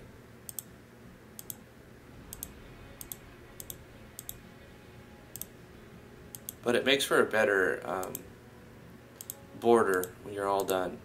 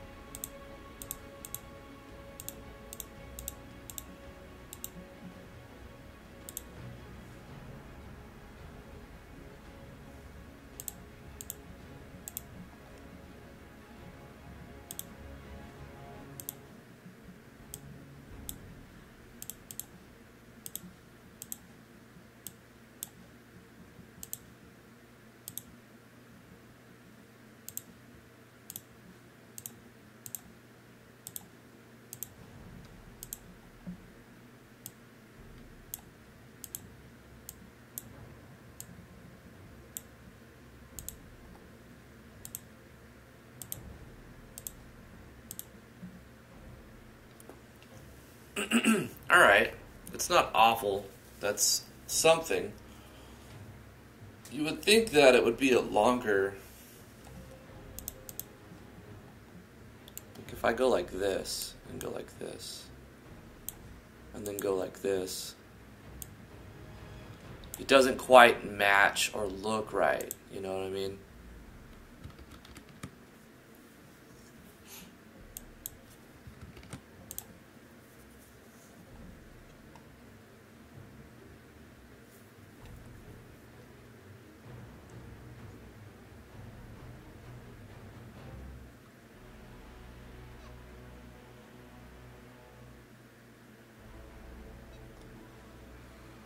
Do you own the FSM Woods and Cape? Yes. FSM is great.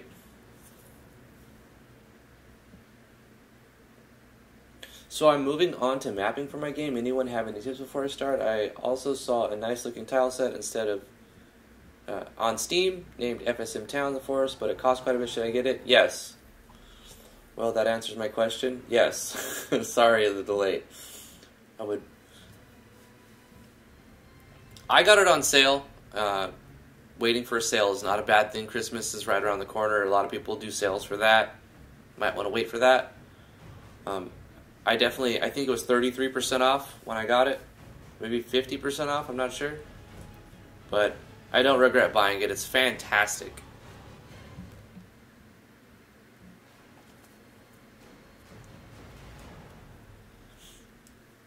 Yeah, do placeholder maps. Absolutely. Because you can improve your maps. And the more you make maps, even with different tile sets, the better you're going to be.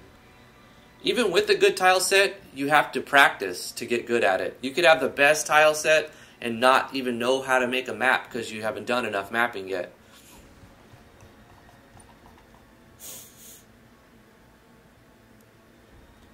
It's worth their price. It's worth what they're asking. But if you're strapped for cash, there's nothing wrong with waiting for a sale. And practice with other tile sets as well.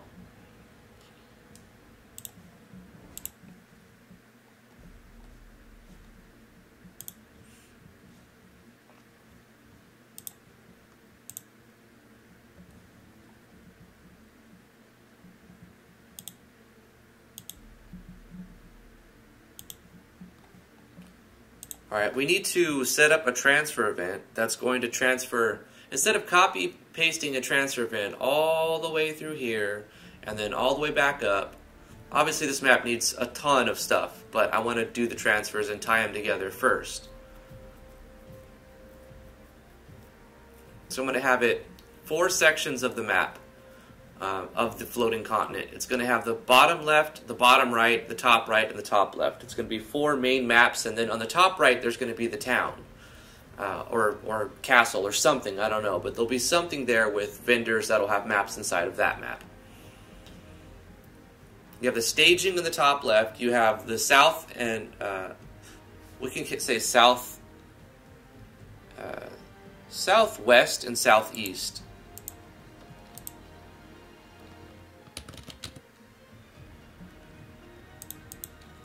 And then we'll go southwest.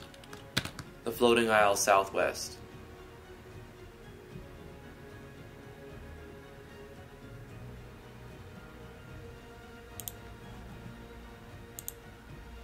And the display for this will be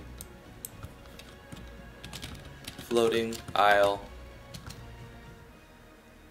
northwest. We can get rid of the inside of the display.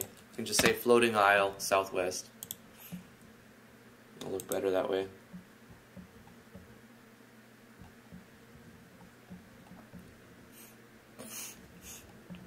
So I'll essentially copy this and put it on the other side, but I'll just handcraft it, you know. But the same format. It's going to be where you can see the skyline from here, like that, and then connect it. But let's do the transfer event, right? This is a cool little way to do a transfer event. So to do a transfer event that will just read the player's location, you have to do a tracker, obviously. You have to find some way to tell where the player's at. So I have a player tracker, and I'm doing this. It's a parallel process that once the switch player tracker is turned on, it's going to control some variables. It's going to control the names they're arbitrary, they don't matter. I'm using 12, 13, and 15, and I'm calling it player X, player Y, or player map ID, but it's irrelevant. What you really have to do is just track the game data, map X of the player, map Y of the player, right here under game data, and the map ID of the player. You can also check the region by seeing... you're just checking the region on the map, and you're saying use the player's X and Y to use that. So we're actually tracking what region the player's on, the X, the Y of the player, and the map that they're on at all points. Every frame we're checking the player's location so we can do things when the player is at certain points, like transfer the player. So all we have to do is know what map they're on and the X and the Y, and we can do something. So let's do a parallel process over here. This will be the export, the exporter. And we'll make it conditional. branch. Now, since this parallel process is happening on this map, we don't necessarily have to track the player's map ID, but I do that just because. If you wanted to handle this inside of a common event, you can easily copy-paste the entire thing to a common event, and it'll only track. You don't want to do that because you don't want to run a parallel process unless you have to minimize the amount of resources you're using. So we'll check a variable, and we're going to say player map ID if it is equal to this map, which I don't know what map number it is. It's probably like 30 or 40 or something, but we'll check that from the beginning. We'll say to find the map ID, you open up the map and you look on the top left, ID 65. So we're going to check. The first thing we're going to see is the player on map 65? Obviously they are on map 65. We talked about this right now. Because it won't be running unless they are on map 65, but we're putting that in there anyway. Inside of that conditional branch, we're going to say, is the variable, check the variable player X to see if they are equal to or greater than. You could just use equal to since we're just checking one layer for for this. We're going to say, we have to find out, right? To find out the thing you're looking for, X will be, okay, X we have to have a scale of, but Y we can use an equal to. So if the player is right here, we'll look at the bottom left and you can see dimensions, 40 by 27. So 40, 41, or no, sorry, that's the dimensions of the map. Here's the location. 6, 26, that's the location of this box. So we're going to see if the player is on 6 through 32. So we're going to say players X greater than equal to 6.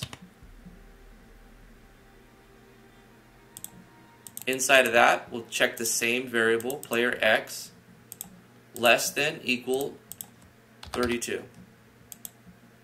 So if the player is within 6 to 32, that's the first requirement, right? Or the second, rather. Or the second and third. Then we're going to check the Y. If the player's Y value, player Y is equal to, what are we looking for? 26. It has to be equal to 26 for this to work, because that's where the player is going to be on the last tile. So if the player is in that range, then we can transfer the player. We can actually do a common event that we created earlier that does a zoom as well. So let's call a common event.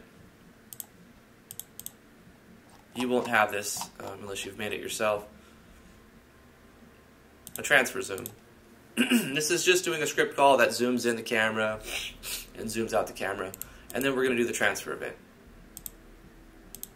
Transfer the player to here. Where do we want to put them? Somewhere in the middle of that point, right? Because they could be on the edge and transfer down, and then you don't want them to be all the way in the center on the other side. And they could transfer on the other side. You don't want to put them out on the edge. So you have to kind of compromise a little bit where you're going to transfer them. They're always going to be moved to this spot when they get to the bottom of the screen there. Now this same parallel process can run to check the player's location for the other. This time, we'll change the values a little bit, right? We're going to check a scale of the Y instead of the X. The X will be equal to and the Y will be different.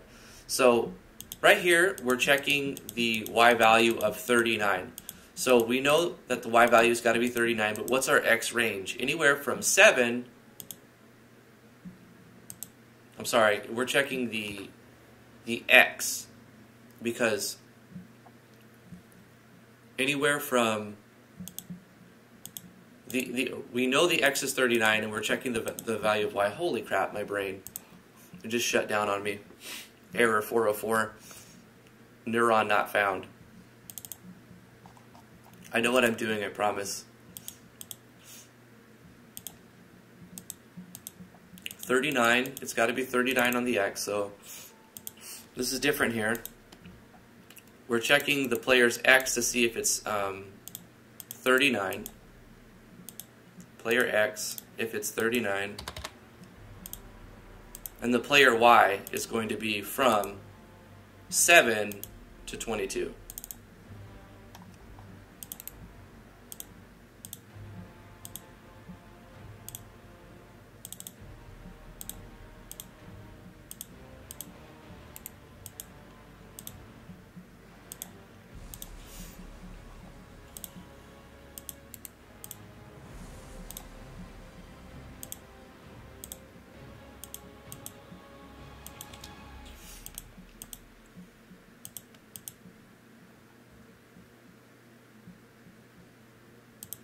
It threw me off because I saw 32 on the X and 32 on the Y. It's just coincidence that we have 32 here and 32 here. What's 22? Because we've got more space. Okay.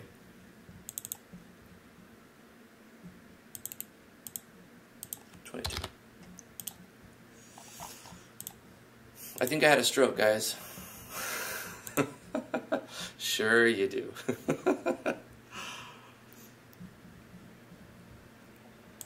But we have to design the other town map for the second one to work. So this transfer event won't really do anything at this point. It's going to put us on the wrong map if we go to the right, because there's no map and I don't have time to make it. But we can test the bottom one, but we'll need to create something very similar to this on this one, right? So we'll make a parallel process right here very quickly. Parallel process, exporter. We're checking the player's map ID. This time it'll be different. This is map ID 66. Conditional branch. Player map ID. If it's equal to 66, we're going to check the player's X location.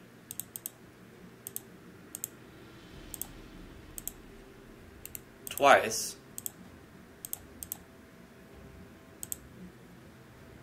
And then we're going to check the player's Y location a single time.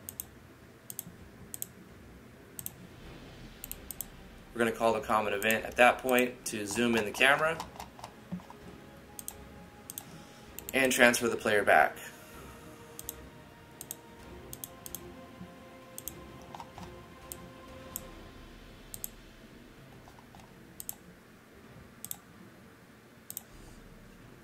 Now what numbers are we going to use? We're going to check up here if the player is on 3, anywhere from 3, we'll say, to 53.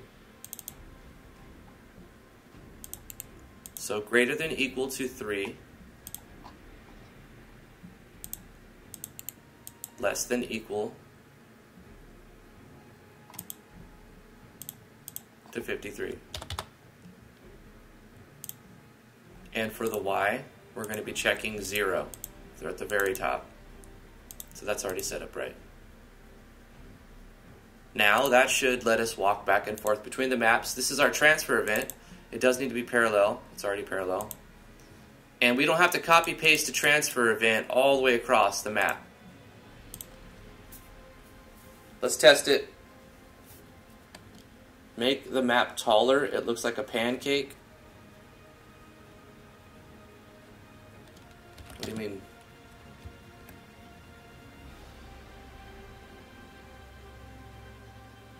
Oh, I do have a lake. I should put a lake there. You're right, Vincent.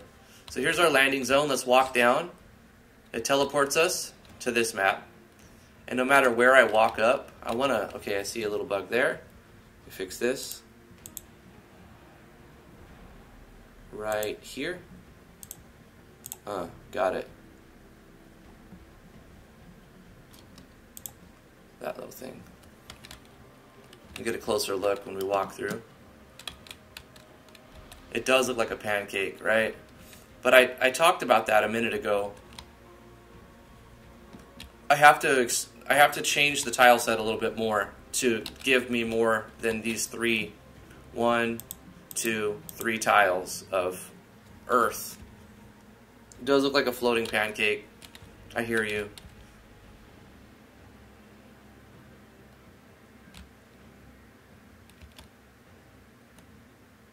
Another question overlooked. Okay, who was that?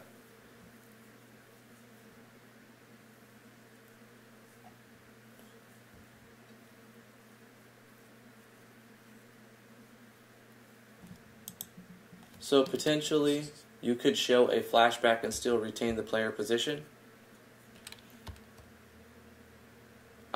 If you're going to show a flashback, you're going to be doing a transfer event, probably tint the screen to black and white or something like that.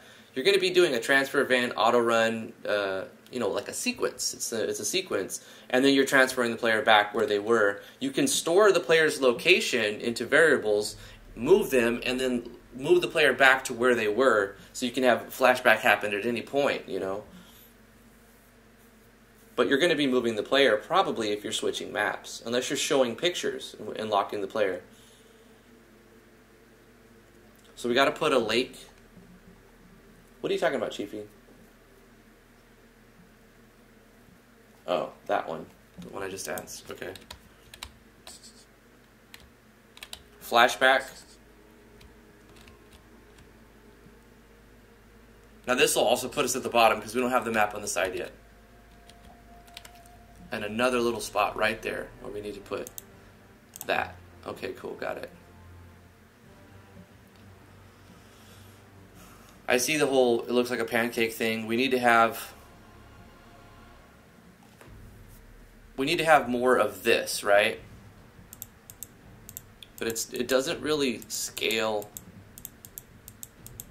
in this tile set, right?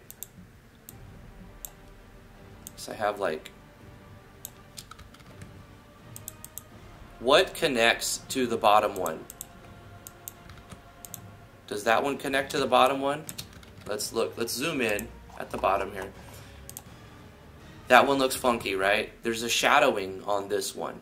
It gradually gets darker. Maybe, okay, here we go. This one right here connects to the top one very well.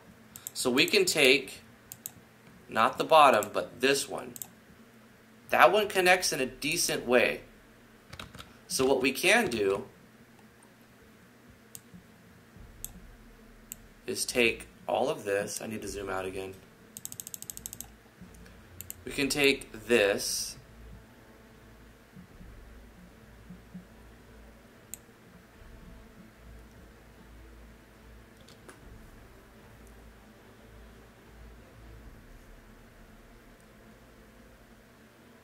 and put it up here.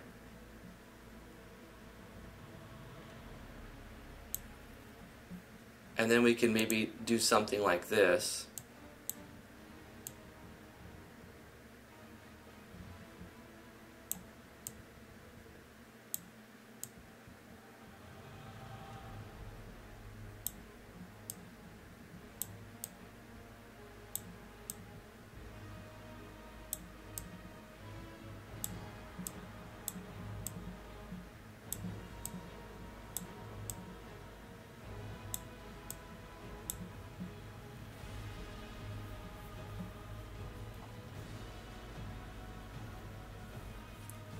Right? That's what you're saying? We still have a couple of graphical problems.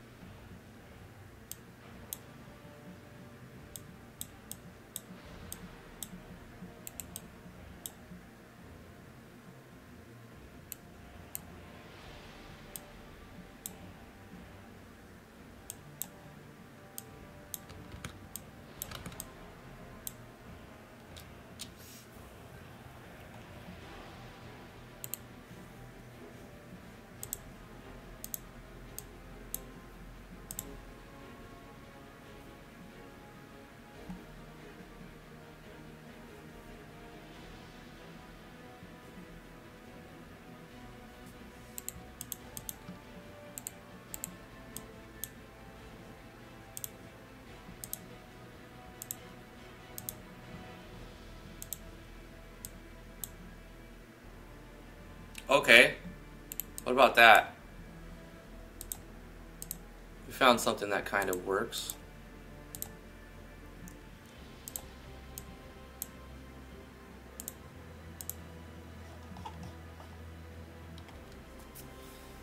Oh!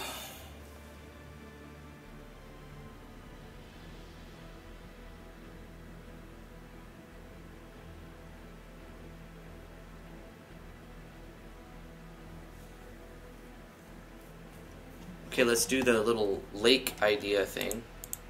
You might need to move. Might need to take that out. So I'm definitely going to use the FSM map. This is a different staging point. So if you go from here to here, it'll look different.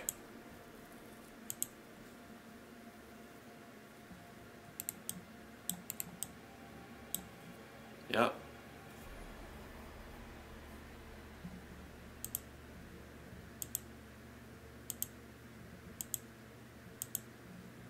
Let's go like this.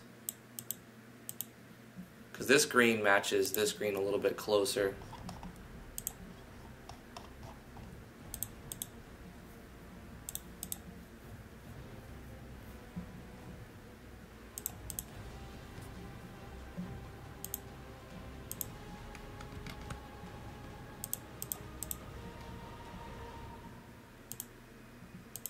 It's a little bit closer.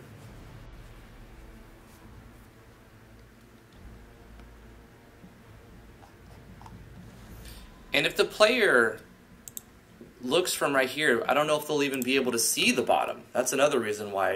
It looks like a pancake from here, but the player's view is going to be a lot more zoomed in. That may be too far even, because we want the player to kind of see the thing floating, right? Not just endless darkness.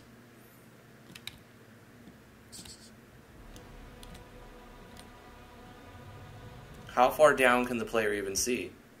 Oh, that works. That kind of works. If anything, raise it one higher.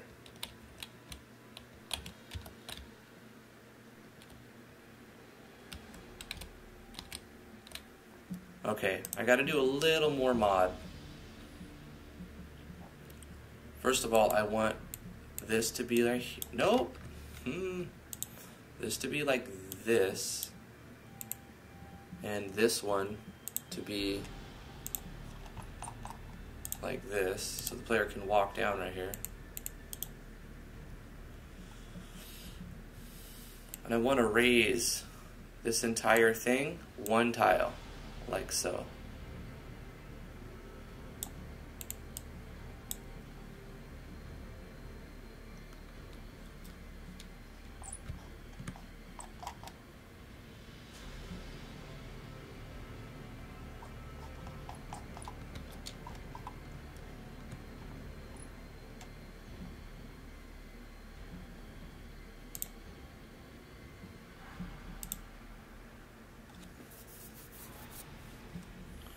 So floatwood, skystone, flying ore can be harvested from this floating island? Yeah, that's a good idea. Like different types of stuff, for sure. Still streaming? Yeah, I gotta go. I gotta end the stream right now. A castle on the floating island? I think we'll do something like that.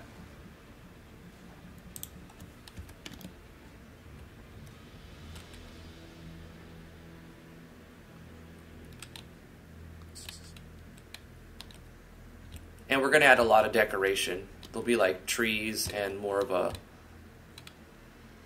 less of an open field, more of like a path. But still mostly open.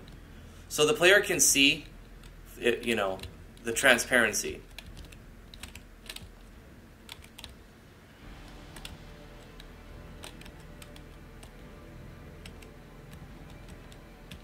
And it even, the map even has a background color.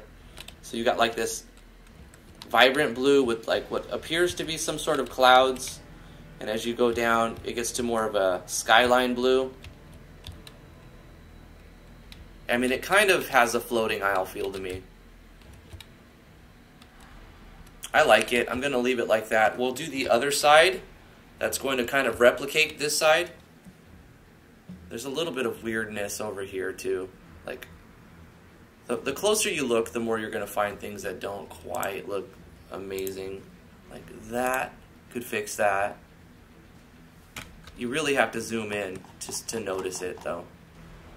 Like that. And then maybe you do this. Yep. And right here we need that. And then this to be like that.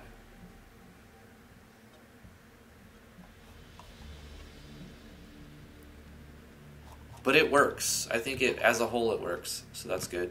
Guys, that's where I got to end the stream. Thank you so much for coming. I really appreciate it. Smash that like button. Click on the little notification bell if you want to know when I go live. Most of the time, it's 10 a.m. to noon Eastern Standard Time, sometimes a few minutes late. But we usually go over noon most of the time unless I have stuff to do. But thank you guys for coming to the stream. Really appreciate it. Subscribe to the channel if you're new here. If you want to follow me on Twitch, twitch.tv/driftwoodgaming. Eventually, we're going to do restream.io and stream to both. I say that every time.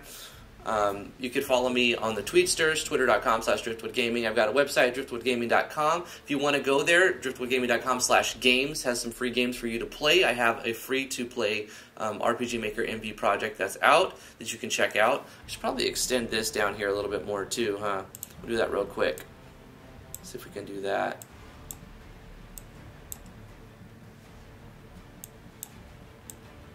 Yeah, that looks cool.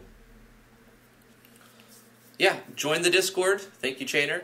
Links in the description below for all of my things that is associated with me. We hang out in the Discord all the time. It's there. There's lots of there's paying work there. There's lots of people there, talented artists and artists and programmers and all kinds of cool people. Come visit, hang out with like-minded individuals, game developers. We'd love to see you there chatting. Once you join, I give you the member role. Like as soon as I see that new people are joined, your name will be white, but it'll become blue, and you'll be able to post links and stuff after that. Because I have a doctor's appointment, Magda. But I usually end the stream around this time anyway, just for other things. But yeah, tomorrow we are going to be playing a First Impressions video. So we have a sponsored video tomorrow and also on Sunday. So hopefully you guys tune in tomorrow, 10 a.m. to noon. We're going to be playing a live First Impressions for an RPG Maker MV video. You guys are awesome. Remember to stay awesome. We'll see you guys tomorrow. Bye-bye. Hopefully you guys have some progress on your guys' projects too.